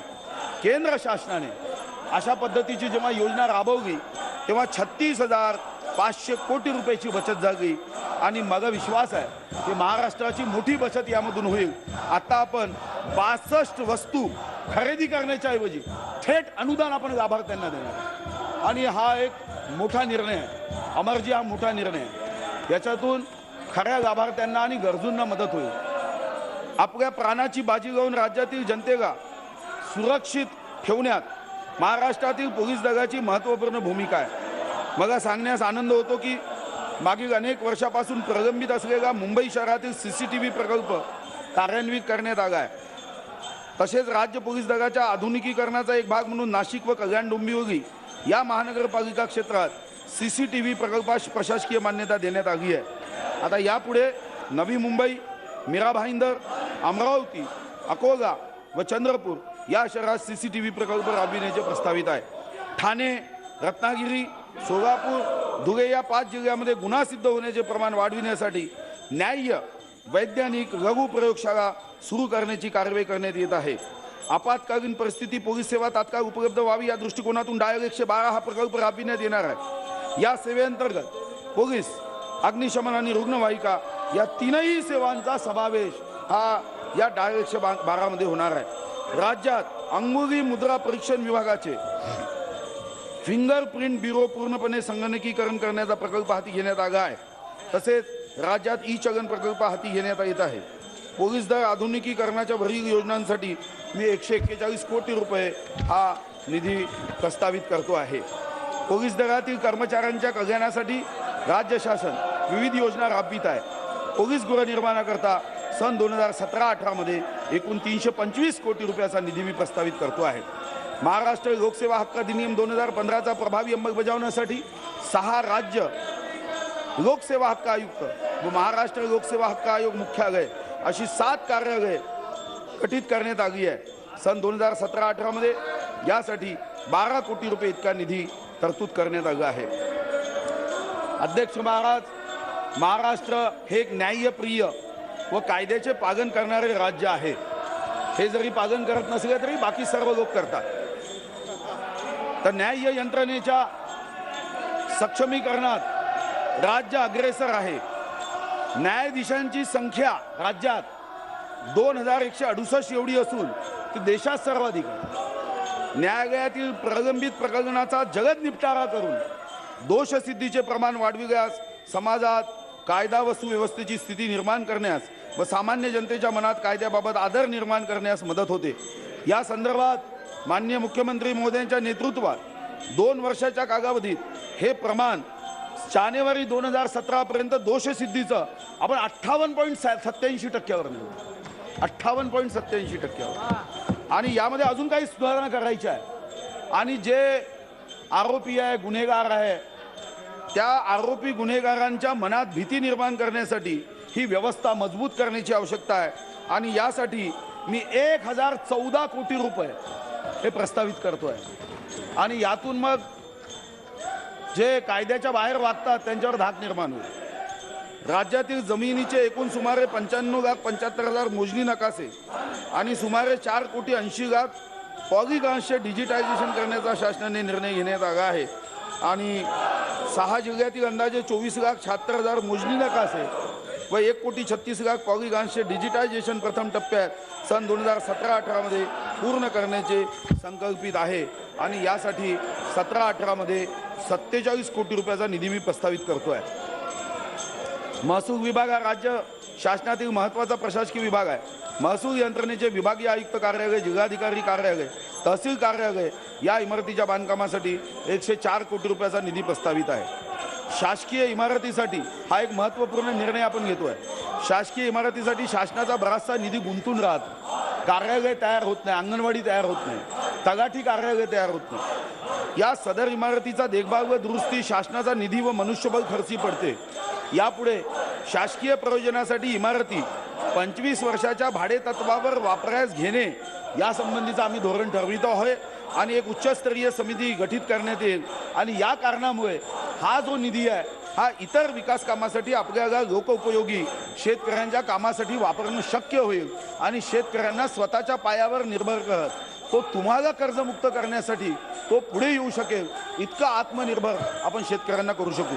राज्यातील परिवहन कार्यालयाचे कामकाज जलदगतीने करण्यासाठी अभिलेखाचे संगणकीकरण करण्यासाठी 33 कोटी 66 लाख रुपये निधी देण्यात आला आहे. रस्ते अपघात हा आपल्यासमोर चिंतेचा विषय आहे आणि यासाठी सुद्धा यांत्रिक उपकरणासाठी 34 कोटी 86 लाख रुपये निधी देण्यात आला आहे.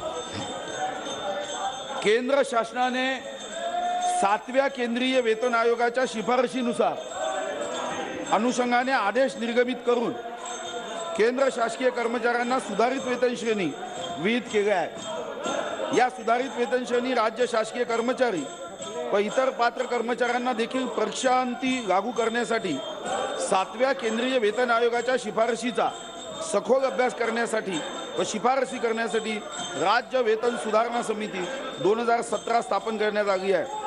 राज्य शासकीय व इतर पात्र कर्मचाऱ्यांना 7वा वेतन आयोग लागू करण्यासाठी आवश्यक तरतूद योग्य वेळी करण्यात येईल. मी आपल्या माध्यमातून शेतकऱ्यांची कर्जमुक्ती असेल की काम करणाऱ्या कर्मचाऱ्यांचा 7वा वेतन आयोग असेल, सरकार संकल्प आहे की आम्ही या दोन्ही विषयांवर जनतेला योग्य न्यायपूर्ण निर्णय आम्ही करणार आहोत. काही अर्थसंकल्पीय कार्यपद्धतीमध्ये काही बदल झाला आहे. प्रशासकीय सुधारणा आयोग व डॉक्टर रंगराजन यांच्या अध्यक्षतेखाली उच्चस्तरीय तज्ज्ञ समिती तसेच 12व्या वित्त आयोगाने अर्थसंकल्पातील योजना अंतर्गत व योजनेतर खर्चाचे एकत्रीकरण करण्याची शिफारस केलेली आहे.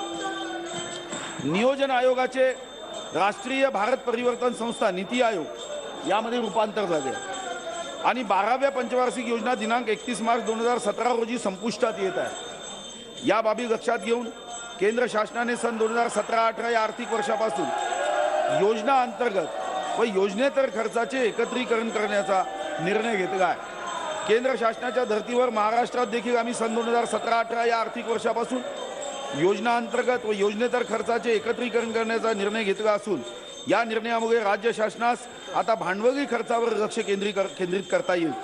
जरी योजना अंतर्गत तरतूद केवळ एकत्रित अर्थसंकल्पाच्या 25% इतकीच असली तरी सध्या फक्त या योजना अंतर्गत तरतुदीकडे लक्ष देण्यात येते. मात्र या बदलामुळे आता प्रत्येक विभागास त्यांना प्राप्त झालेली तरतूद उपयोगात आणण्याची लवचिकता प्राप्त होईल. फ्लेक्झिबिलिटी येईल की चांगल्या पद्धतीने पैशाचा उपयोग होईल. तसेच विभागाला 60 वर्षात निर्माण झालेल्या मालमत्ताची देखभाल करण्याकडे यापूर्वी लक्ष देता आले नव्हते ते आता शक्य होईल व यासाठी विभागाला आता पुरेशी तरतूद सीमांकित करता येईल. हे बदल करताना मी सदनागा व महाराष्ट्राच्या जाती घटक कार्यक्रम व आदिवासी घटक कार्यक्रम यांच्याकरता सन 2016-17 साठी योजना अंतर्गत व योजनेतर मधून प्राप्त झालेला निधी मूळ आश्वासित निधी हा आमचा बेस्ट कमिटमेंट आहे म्हणून निश्चित करण्यात आला असून या आश्वासित निधीपेक्षा उक्त घटक कार्यक्रमांना सन 2017-18 या आर्थिक वर्षात अर्थसंकल्पीय तरतूद कमी असणार नाही. कारण हा कार्यक्रम चेंज झाला म्हणून मनामध्ये शंका येण्याची शक्यता आहे. योजना अंतर्गत व योजनेतर खर्चाचे एकत्रीकरण हा महत्त्वाचा मोठा बदल असून देशात पंचवार्षिक योजना राबविण्यास सुरुवात केल्यापासून प्रचलित आर्थिक व्यवस्थेमध्ये ही परिवर्तनाची सुरुवात आहे. या सुधारणा राबविताना भविष्यातील अनुभव व गरजानुसार आवश्यक ते बदल व सुधारणा टप्प्याटप्प्याने करण्यात येईल. अनुसूचित जाती उपयोजना व आदिवासी उपयोजनेखालील जिल्हा वार्षिक योजनेच्या निधीचा वेळेवर वापर शक्य व्हावा. वेळेवर यासाठी राज्य स्तराऐवजी जिल्हा स्तरावर निधीचे पुनर्विनियोजनाचे अधिकार प्रदान करण्याचा निर्णय घेतला आहे. आता जिल्हास्तरावर पुनर्वियोजन होईल, त्यामुळे अनुसूचित जाती आणि जमातीच्या योजनाला उत्तमपणे वेगाने आपल्याला कार्यरत करता येईल. प्रचलित किमतीनुसार 2015-16 मध्ये राज्याचे नाममात्र दिव्य उत्पन्न 17,48,771 कोटी रुपये आहे. महाराष्ट्राचे अंदाजित दरडोई उत्पन्न सन 2015-16 मध्ये 1,47,399 रुपये इतके आहे. तर अंदाजित दरडोई राष्ट्रीय उत्पन्न हे 94,178 रुपये इतके आहे. 2017-18 मध्ये नवीन पद्धतीनुसार जरी कार्यक्रम खर्चाची रक्कम ही 77,184 कोटी रुपये असली तरी सन 2016-17च्या योजना अंतर्गत 56,997 कोटी रुपयाच्या तुलनेत यावर्षी 62,884 कोटी रुपये इतकी प्लॅन तरतूद करण्यात आली आहे. मी येथे नमूद करू इच्छितो की गत वर्षीच्या योजना अंतर्गत तरतुदीच्या तुलनेत या तरतुदीमध्ये सुमारे 10.25% वाढ करण्यात आली आहे. मार्च 2016 मध्ये अर्थसंकल्प सादर केला असताना 2,20,810 कोटी रुपये महसूल जमा अपेक्षित केली होती. वर्षभरातील महसूल संकलनाचा कल पाहता सुधारित अंदाज हा 2,20,011 कोटी इतका हा सुधारित अंदाज आहे. सन 17-18च्या अर्थसंकल्पामध्ये महसुली जमा ही 2,43,737 कोटी रुपये व महसुली खर्च 2,48,248 कोटी रुपये अंदाजित केला आहे. परिणामी 4,511 कोटी रुपयाची महसुली तूट येत आहे. अनावश्यक खर्चात बचत करून महसूल वसुली अधिक प्रभावीपणे करून ही तूट मर्यादित करण्याचा प्रयत्न मी करेन. या राज्याच्या विकासाचा संकल्प करताना जे उद्दिष्ट आम्ही निश्चित केले आहे त्या उद्दिष्टापूर्तीसाठी प्रयत्नाची पराकाष्ठा करू अशी ग्वाही या पवित्र सभागृहाच्या साक्षीने मी राज्यातील 12 कोटी जनतेला देतो आहे.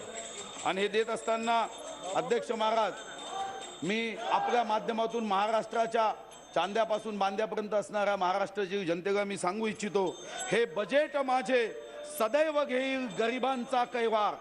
हे बजेट माझे सदैव घेईल शेतकरी व गरिबांचा कैवार. त्यांच्या ओठी हसू फुगावे हाच मनी निर्धार. जपत मंत्र पुरी प्रगतीचा हा पुढे आम्ही जाऊ. स्वप्नपूर्तीस्तव जनतेच्या हे कटिबद्ध सरकार, हे कटिबद्ध सरकार. बघा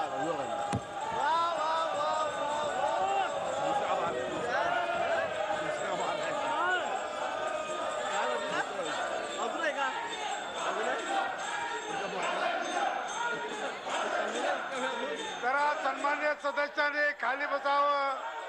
अरे तुम्हाला विश्रांती मिळावी म्हणून जरा आपण जरा विश्रांती घ्या थोडी. आपण जरा विश्रांती घ्या बाबा. आपण कशाला तकलीफ घेता. बसा बसा. आता दुसरा भाग आहे. अर्धा भाग राहिलाय.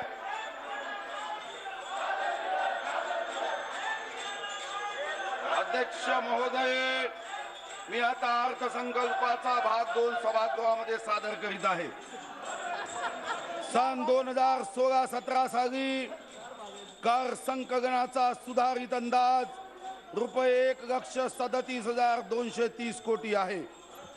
मला विश्वास आहे की कर संकलनाची उद्दिष्टपूर्ती करण्यात आम्ही यशस्वी होणार आणि हा माझ्या मनातला विश्वास आहे. या अर्थसंकल्पामध्ये देशी व विदेशी मद्यावरील मूल्यवर्धित कर व साप्ताहिक लॅटरीवरील करवाढ वगळता इतर कोणत्याही बाबीवर मी करवाढ प्रस्तावित करत नाही.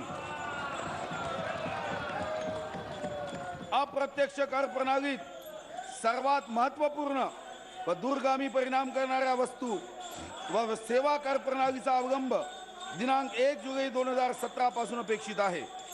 जीएसटी पद्धतीमुळे समजून घ्या पद्धत आमदारांनी समजून घेतली पाहिजे. जीएसटी पद्धतीमुळे देशात एक संघ बाजारपेठेची निर्मिती होईल. देशातील उत्पादने आंतरराष्ट्रीय पातळीवर स्पर्धात्मक होतील व देशाच्या आर्थिक प्रगतीस प्रोत्साहन मिळेल. जीएसटी अंतर्गत व्यापारातील वाढ व्यापक कराचा पाया तसेच यथोचित कर अनुपालन यामुळे केंद्र व राज्य शासनाच्या महसुलात वाढ होईल याबद्दल माझ्या मनात शंका नाही.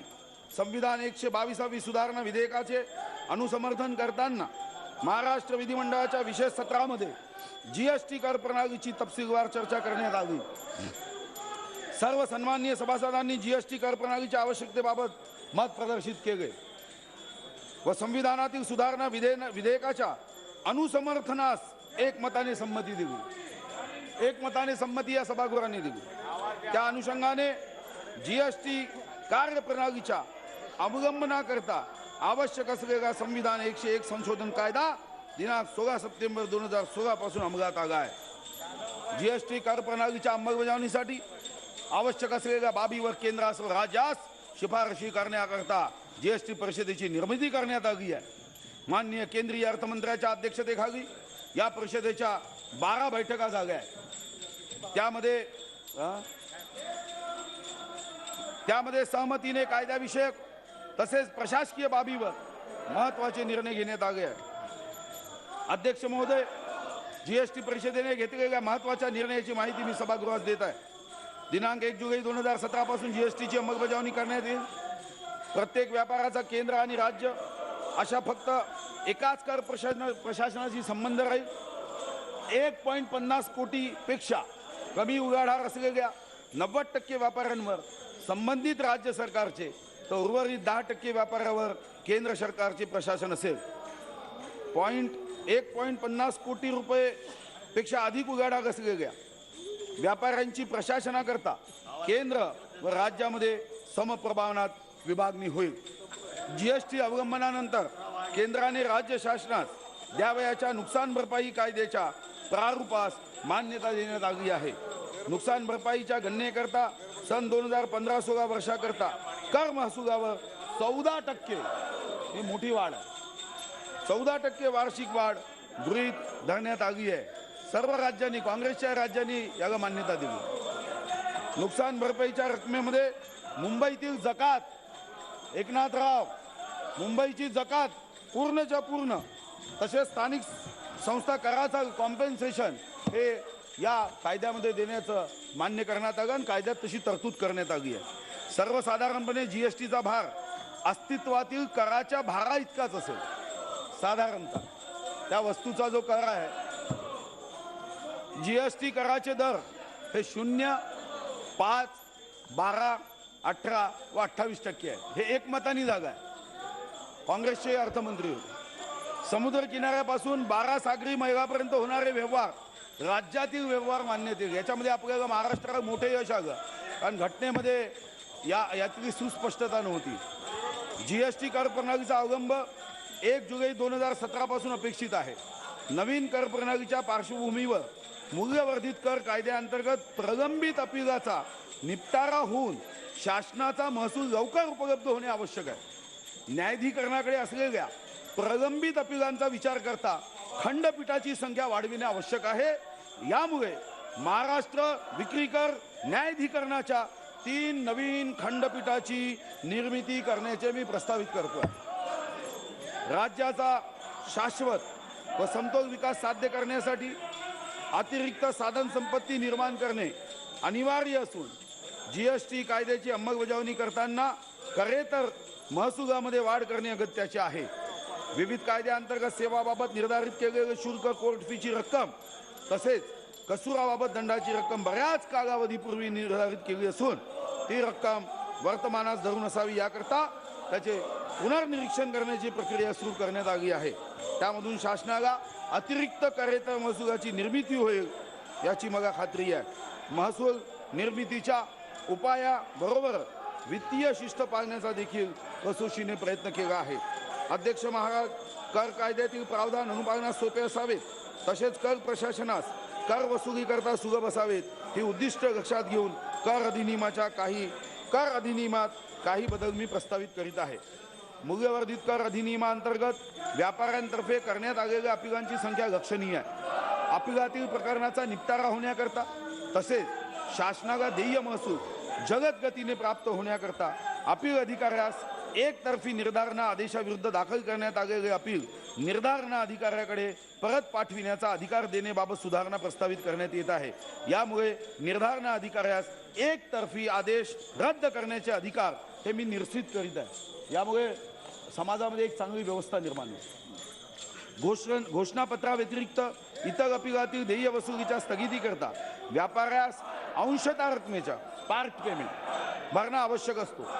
प्रत्येक प्रकरणात अंशतः रकमेची निश्चिती करण्यात अपील अधिकाराचा कालापव्यय होतो व वसुलीसही विलंब होतो। त्यामुळे प्रस्तावित जीएसटी कायद्याच्या धर्तीवर अपील दाखल करण्याकरता व वसुली स्थगिती मिळवण्याकरता प्रत्येक अपीलामध्ये रुपये 15 कोटीच्या अधिकतम मर्यादेमध्ये विवादित कराच्या 10% अंशतः रकमेचा भरणा अनिवार्य करण्याचे व त्या रकमेचे समायोजन देय कराच्या रकमेशी करण्याचे प्रस्तावित आहे। तसेच याबाबत आनुषंगिक व तांत्रिक बदल प्रस्तावित आहे। मूल्यवर्धित कर अधिनियमांतर्गत न्यायाधिकरणाच्या निर्णयाविरुद्ध उच्च न्यायालयात अपील दाखल करण्याकरता 120 दिवसाचा कालावधी आहे। विक्री कर विभागास तसेच व्यापाऱ्यास निर्णयातील कायदेशीर बाबी तपासण्याकरता पुरेसा कालावधी मिळावा यासाठी सदर कालावधी 180 दिवस करण्याचे प्रस्तावित आहे। आदेशान्वये देय असलेली वसुली करणे हे कर प्रशासनाचे महत्त्वाचे कार्य आहे। देय कराची वसुली टाळण्याकरता व्यापाऱ्यांमार्फत अवलंबिल्या जाणाऱ्या मार्गावर प्रभावी उपाययोजना करण्याकरता काही प्रावधाने करण्याचे प्रस्तावित आहे। मूल्यवर्धित कर अधिनियमांतर्गत देय कराच्या वसुलीबाबत केंद्रीय प्रावधानाच्या अधीन राहून व्यापाऱ्यांच्या मालमत्तेवर विक्री कर व वसुलीचा प्रथम अधिकार असल्याचे प्रावधान आहे। मात्र तो अधिकार कोणत्या क्षणी निर्माण होतो याबाबत संदिग्धता आहे।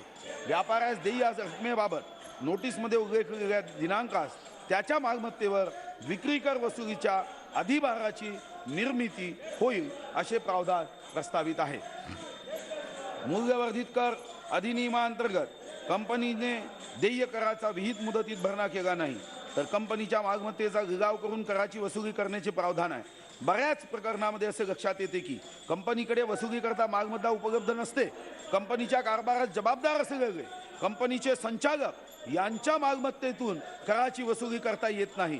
खाजगी कंपनीच्या कर वसुली करता कंपनी व संचालक एकत्रित व संयुक्तपणे जबाबदार ठरविणारे प्रावधान करण्याचे प्रस्तावित आहे। मूल्यवर्धित कर अधिनियमांतर्गत व्यापाऱ्यास आदेशानंतर 90 दिवसामध्ये परतावा न दिल्यास व्याज द्यावे लागते। व्यापाऱ्यांना लवकर परतावा मिळावा ही मर्यादा ईज ऑफ डुईंग बिझनेसच्या उद्देशाने 60 दिवस करण्याचे प्रस्तावित केले आहे। कर अधिनियमांतर्गत विहित मुदतीचा कराचा भरणा न झाल्यास व्यापाऱ्यास विलंबाने भरलेल्या करावर व्याजाची आकारणी होते। व्यापाऱ्यास कराचा भरणा ई पद्धतीने करणे अनिवार्य आहे। मात्र काही प्रसंगी विक्री कर विभागाच्या संगणकीय प्रणालीतील तांत्रिक अडचणीमुळे व्यापाऱ्याचा कराचा भरणा मुदतीत करता येत नाही। अशा प्रसंगी राज्य शासनास व्याजाची माफी देण्याचे अधिकार प्रदान करण्याचे प्रस्तावित आहे।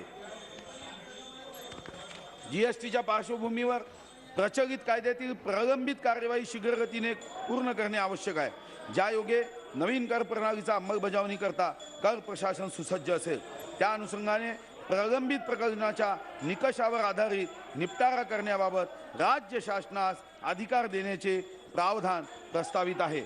सन 2016-17च्या अर्थसंकल्पामध्ये विक्री कर विभागामध्ये अंमलबजावणी केल्या जाणाऱ्या विभिन्न अधिनियमाखालील विवादित थकबाकी करता तडजोड योजना मी जाहीर केली होती।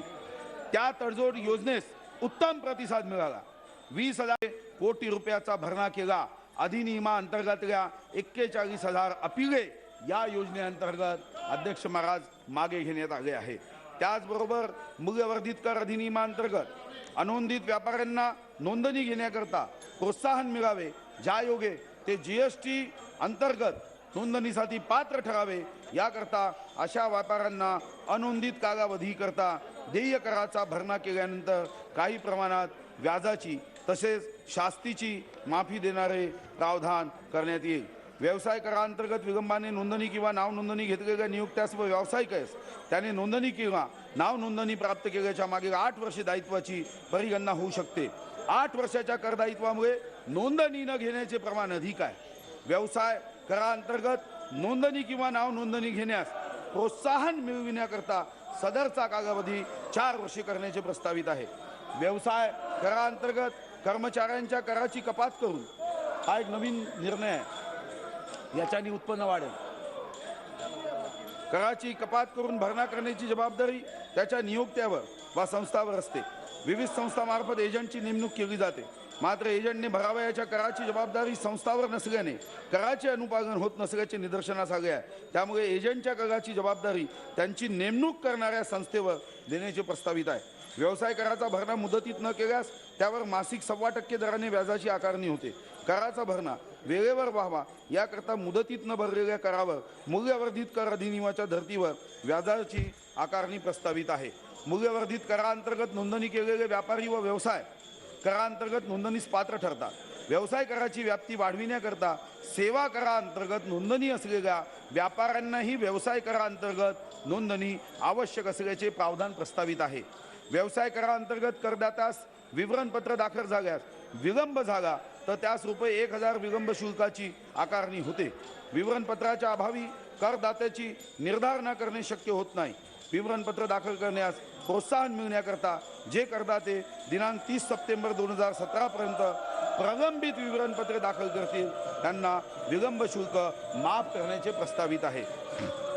राज्याचा वाजवी महसूल संरक्षित होण्याकरता काही वस्तूंवर प्रवेश कराची आकारणी केली जाते.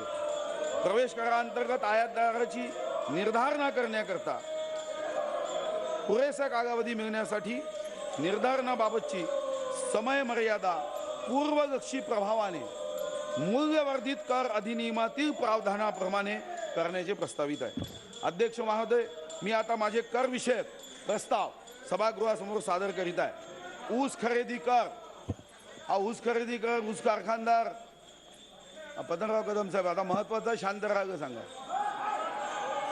तुमचं ऐकत नाही.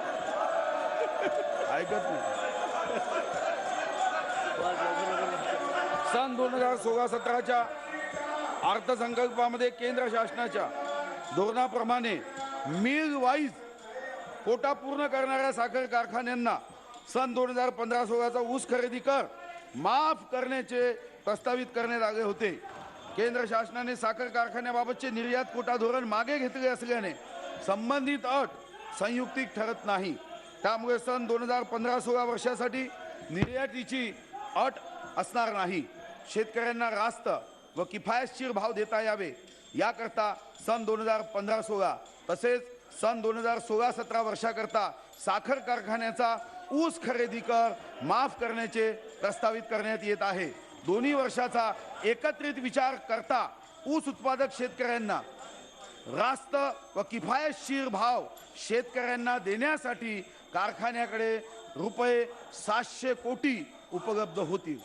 कारण यावर्षी ऊसाचं 28% प्रमाण कमी झालं. आता इकडे वेळ खर्च करू नका, तिकडे आता शेतकऱ्यांचे पैसे द्यायचं काम सुरू करा. जीवनावश्यक वस्तूसाठी करमाफी. राज्यात काही जीवनावश्यक वस्तू जसे तांदूळ, गहू, डाळी व त्यांचे पीठ, हळद, मिरची, चिंच, गूळ, नारळ, धने, मेथी, सुवा, पापड, ओगा खजूर, सोलापुरी चादर व टावेल्स यावर दिनांक 31 मार्च 2017 पर्यंत सूट देण्यात आली होती. सदर सूट GST पूर्व दिनांकापर्यंत सुरू ठेवण्याचे प्रस्तावित करीत आहे. या वस्तू समवेत कोकणाची मागणी होती की आमसूल सूट द्या, तर या वस्तू समवेत आमसुगासही करापासून सूट प्रस्तावित करीत आहे. त्याचप्रमाणे बेदाणे व मनुकावरील कर सवलत ही GST पूर्व दिनांकापर्यंत सुरू ठेवण्याचे प्रस्तावित आहे. चहावरील सवलतीचा 6% कराचा दरही GST पूर्व दिनांकापर्यंत सुरू आहे.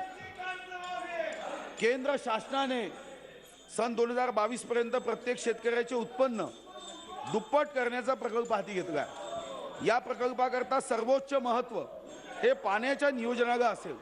मागेल त्याला शेततळे हे आमच्या शासनाचे शेतकऱ्याप्रती वचन आहे. त्याच अनुषंगाने शेततळ्याकरता आवश्यक असलेले जिओ मेम्ब्रेनवरील 6% कर मी शून्य करण्याचं प्रस्तावित करतो. शासनाचा शेतकऱ्याप्रती नेहमी सकारात्मक दृष्टिकोन राहिला आहे. कारण अध्यक्ष महाराज, शेतकरी नसेल तर कोणीच जगू शकणार नाही. शासनाचा शेतकऱ्याप्रती नेहमीच सकारात्मक दृष्टिकोन राहिला आहे. शेतीमधून उत्पन्न वाढविण्याकरता जमिनीची सुपीकता वाढविणे आवश्यक असते. याकरता सॉइल हेल्थ कार्डची संकल्पना अंमलात आली. याच अनुषंगाने मृद तपासणी किट सॉइल टेस्टिंग किटवर जो 13.5% कर आहे तो मी आता शून्यावर आणतोय. आता तो शून्य होईल. दुधामध्ये भेसळीची अनेक प्रकरणे हे निदर्शनास आली आहे. भेसळयुक्त दुधाचे प्राशन आरोग्यास अपायकारक असते आणि लहान मुलास घातक ठरू शकते. दुधाची शुद्धता तपासण्याकरता दूध तपासणी किट मिल्क टेस्टिंग किट च्या वापरास उत्तेजन मिळावे याकरता यावरचा 13.5% जो कर आहे तो मी आता शून्यावर आणतोय आणि तो आता शून्य होईल. रिजनल कनेक्टिव्हिटी स्कीम अंतर्गत विमान वाहतुकीस पर्यायाने पर्यटनास चालना देण्याकरता राज्यातील 10 छोट्या शहरातील विमानतळाचा निवड करण्यात आली आहे. अमरावती, गोंदिया, नाशिक, जळगाव, नांदेड, सोलापूर, कोल्हापूर, रत्नागिरी, शिर्डी, सिंधुदुर्ग याचा समावेश करण्यात आला आहे. या स्कीम अंतर्गत समाविष्ट असलेल्या विमान उड्डाणाकरता लागणाऱ्या इंधनावरील कराचा दर 5% यापुढील 10 वर्षाकरता मी 1% प्रस्तावित करतो आहे. डिजिटल इंडिया या संकल्पनेसाठी राज्य शासन कटिबद्ध आहे. कॅशलेस व्यवहारांना प्रोत्साहन देण्याची आवश्यकता आहे.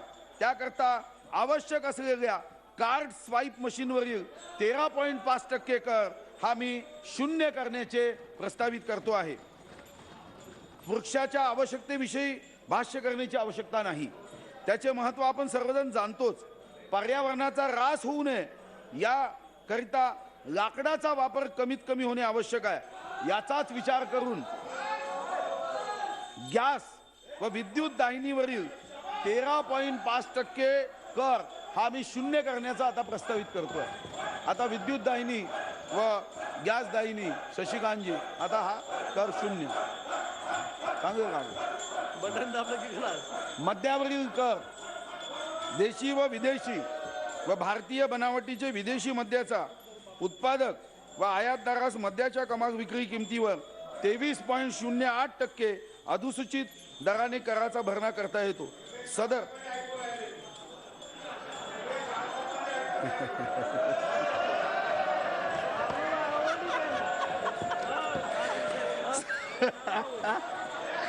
सदर अधिसूचित कराच्या दरामध्ये मी वाढ प्रस्तावित करीत आहे.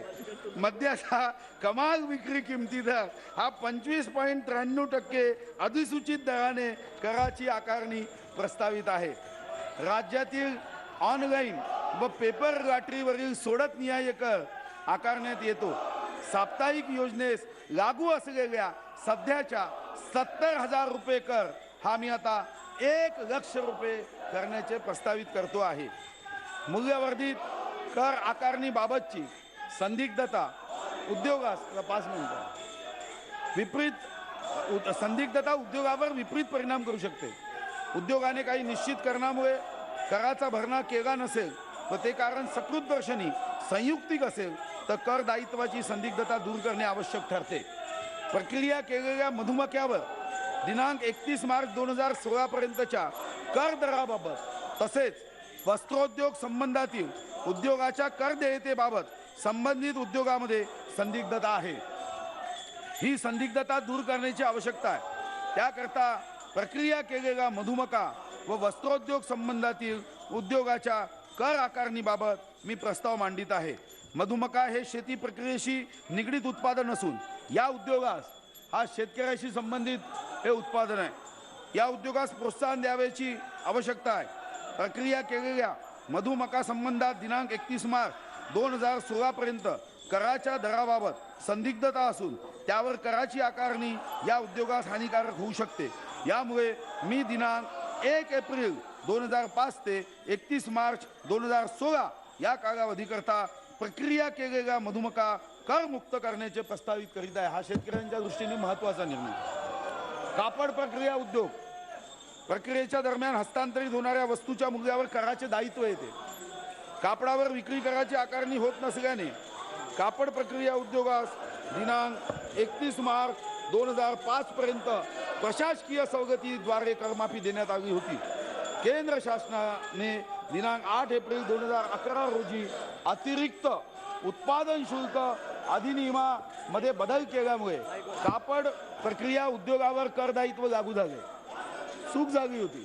सन 2012-13च्या अर्थसंकल्पामध्ये कापड प्रक्रिया उद्योगास मूल्यवर्धित करातून सूट देण्यात आली. मात्र सुटीबाबतच्या अधिनियमातील प्रावधान हे 1 मे 2012 पासून अंमलात आले. त्यामुळे कापड प्रक्रिया उद्योगावर दिनांक 8 एप्रिल 2011 ते 30 एप्रिल 2012 या कालावधीकरता मूल्यवर्धित कराचे दायित्व निर्माण झाले आहे. हा कालावधी वगळता संपूर्ण कालावधीकरता कापड प्रक्रिया उद्योगास करमाफी देण्यात आली आहे. सदर उद्योगाने संबंधित कालावधीस तांत्रिकदृष्ट्या करमाफी मिळालेली नाही या विचाराने ग्राहकाकडून कर गोळा केला नसल्याचे निदर्शनास आले असल्याने कर दायित्व असलेल्या कालावधीस करमाफी देणे संयुक्तिक ठरते. ज्या कापड प्रक्रिया उद्योजकांनी दिनांक 8 एप्रिल 2011 ते 30 एप्रिल 2012 कालावधीकरता ग्राहकाकडून कर वसूल केलेला नाही किंवा कर भरणा केलेला नाही त्यांना करमाफी प्रस्तावित करण्यात येत आहे. वस्त्रोद्योगातील प्राथमिक प्रक्रिया यान वार्पिंग व सायझिंग आहे. व्यापक रोजगार व अल्प मूल्यवर्धन असलेल्या या उद्योगास 1 एप्रिल 2016 पासून मूल्यवर्धित कर माफ करण्यात आले आहे. या उद्योगामध्ये साधारणतः स्टार्च, डिंक तसेच मटन टॅगोचा वापर करून सुतास बळकटी देण्यात येते व नियोक्त्याने दिलेल्या यांवर प्रक्रिया करताना या वस्तूच्या होणाऱ्या हस्तांतरणावर मूल्यवर्धित कराची देयता येते. कापड व कापड प्रक्रिया उद्योगावर मूल्यवर्धित कराची आकारणी होत नसल्याने कंपोजिट मिलमध्ये वार्पिंग व सायझिंग प्रक्रिया करणाऱ्या लघु उद्योगावर मात्र कराची आकारणी होते. उद्योगामध्ये अल्प मूल्यवर्धन असल्याने करदायित्व ही अल्प असते. उद्योगावर करदायित्वाची परिगणना करून कराची मागणी केल्यास या लघु उद्योगावर विपरीत परिणाम होण्याची शक्यता लक्षात घेता यान वार्पिंग व सायझिंग उद्योगास दिनांक 1 एप्रिल 2005 पासून दिनांक 31 मार्च 2016 पर्यंत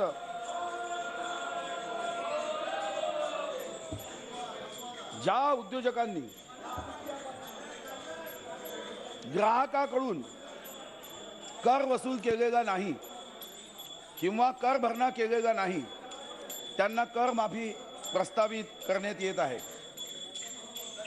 अध्यक्ष महोदय, माझ्या कर प्रस्तावाद्वारे सुमारे रुपये 396 कोटी इतका अतिरिक्त महसूल प्राप्त होईल असा अंदाज आहे. सदर वाढ ही सन 2017-18च्या अर्थसंकल्पीय अंदाजात अंतर्भूत केली आहे. या प्रस्तावांना सन्माननीय सभासदांचा पाठिंबा मिळेल असा माझा विश्वास आहे. जय हिंद, जय महाराष्ट्र. झी 24 तास रहा एक पाऊल पुढे.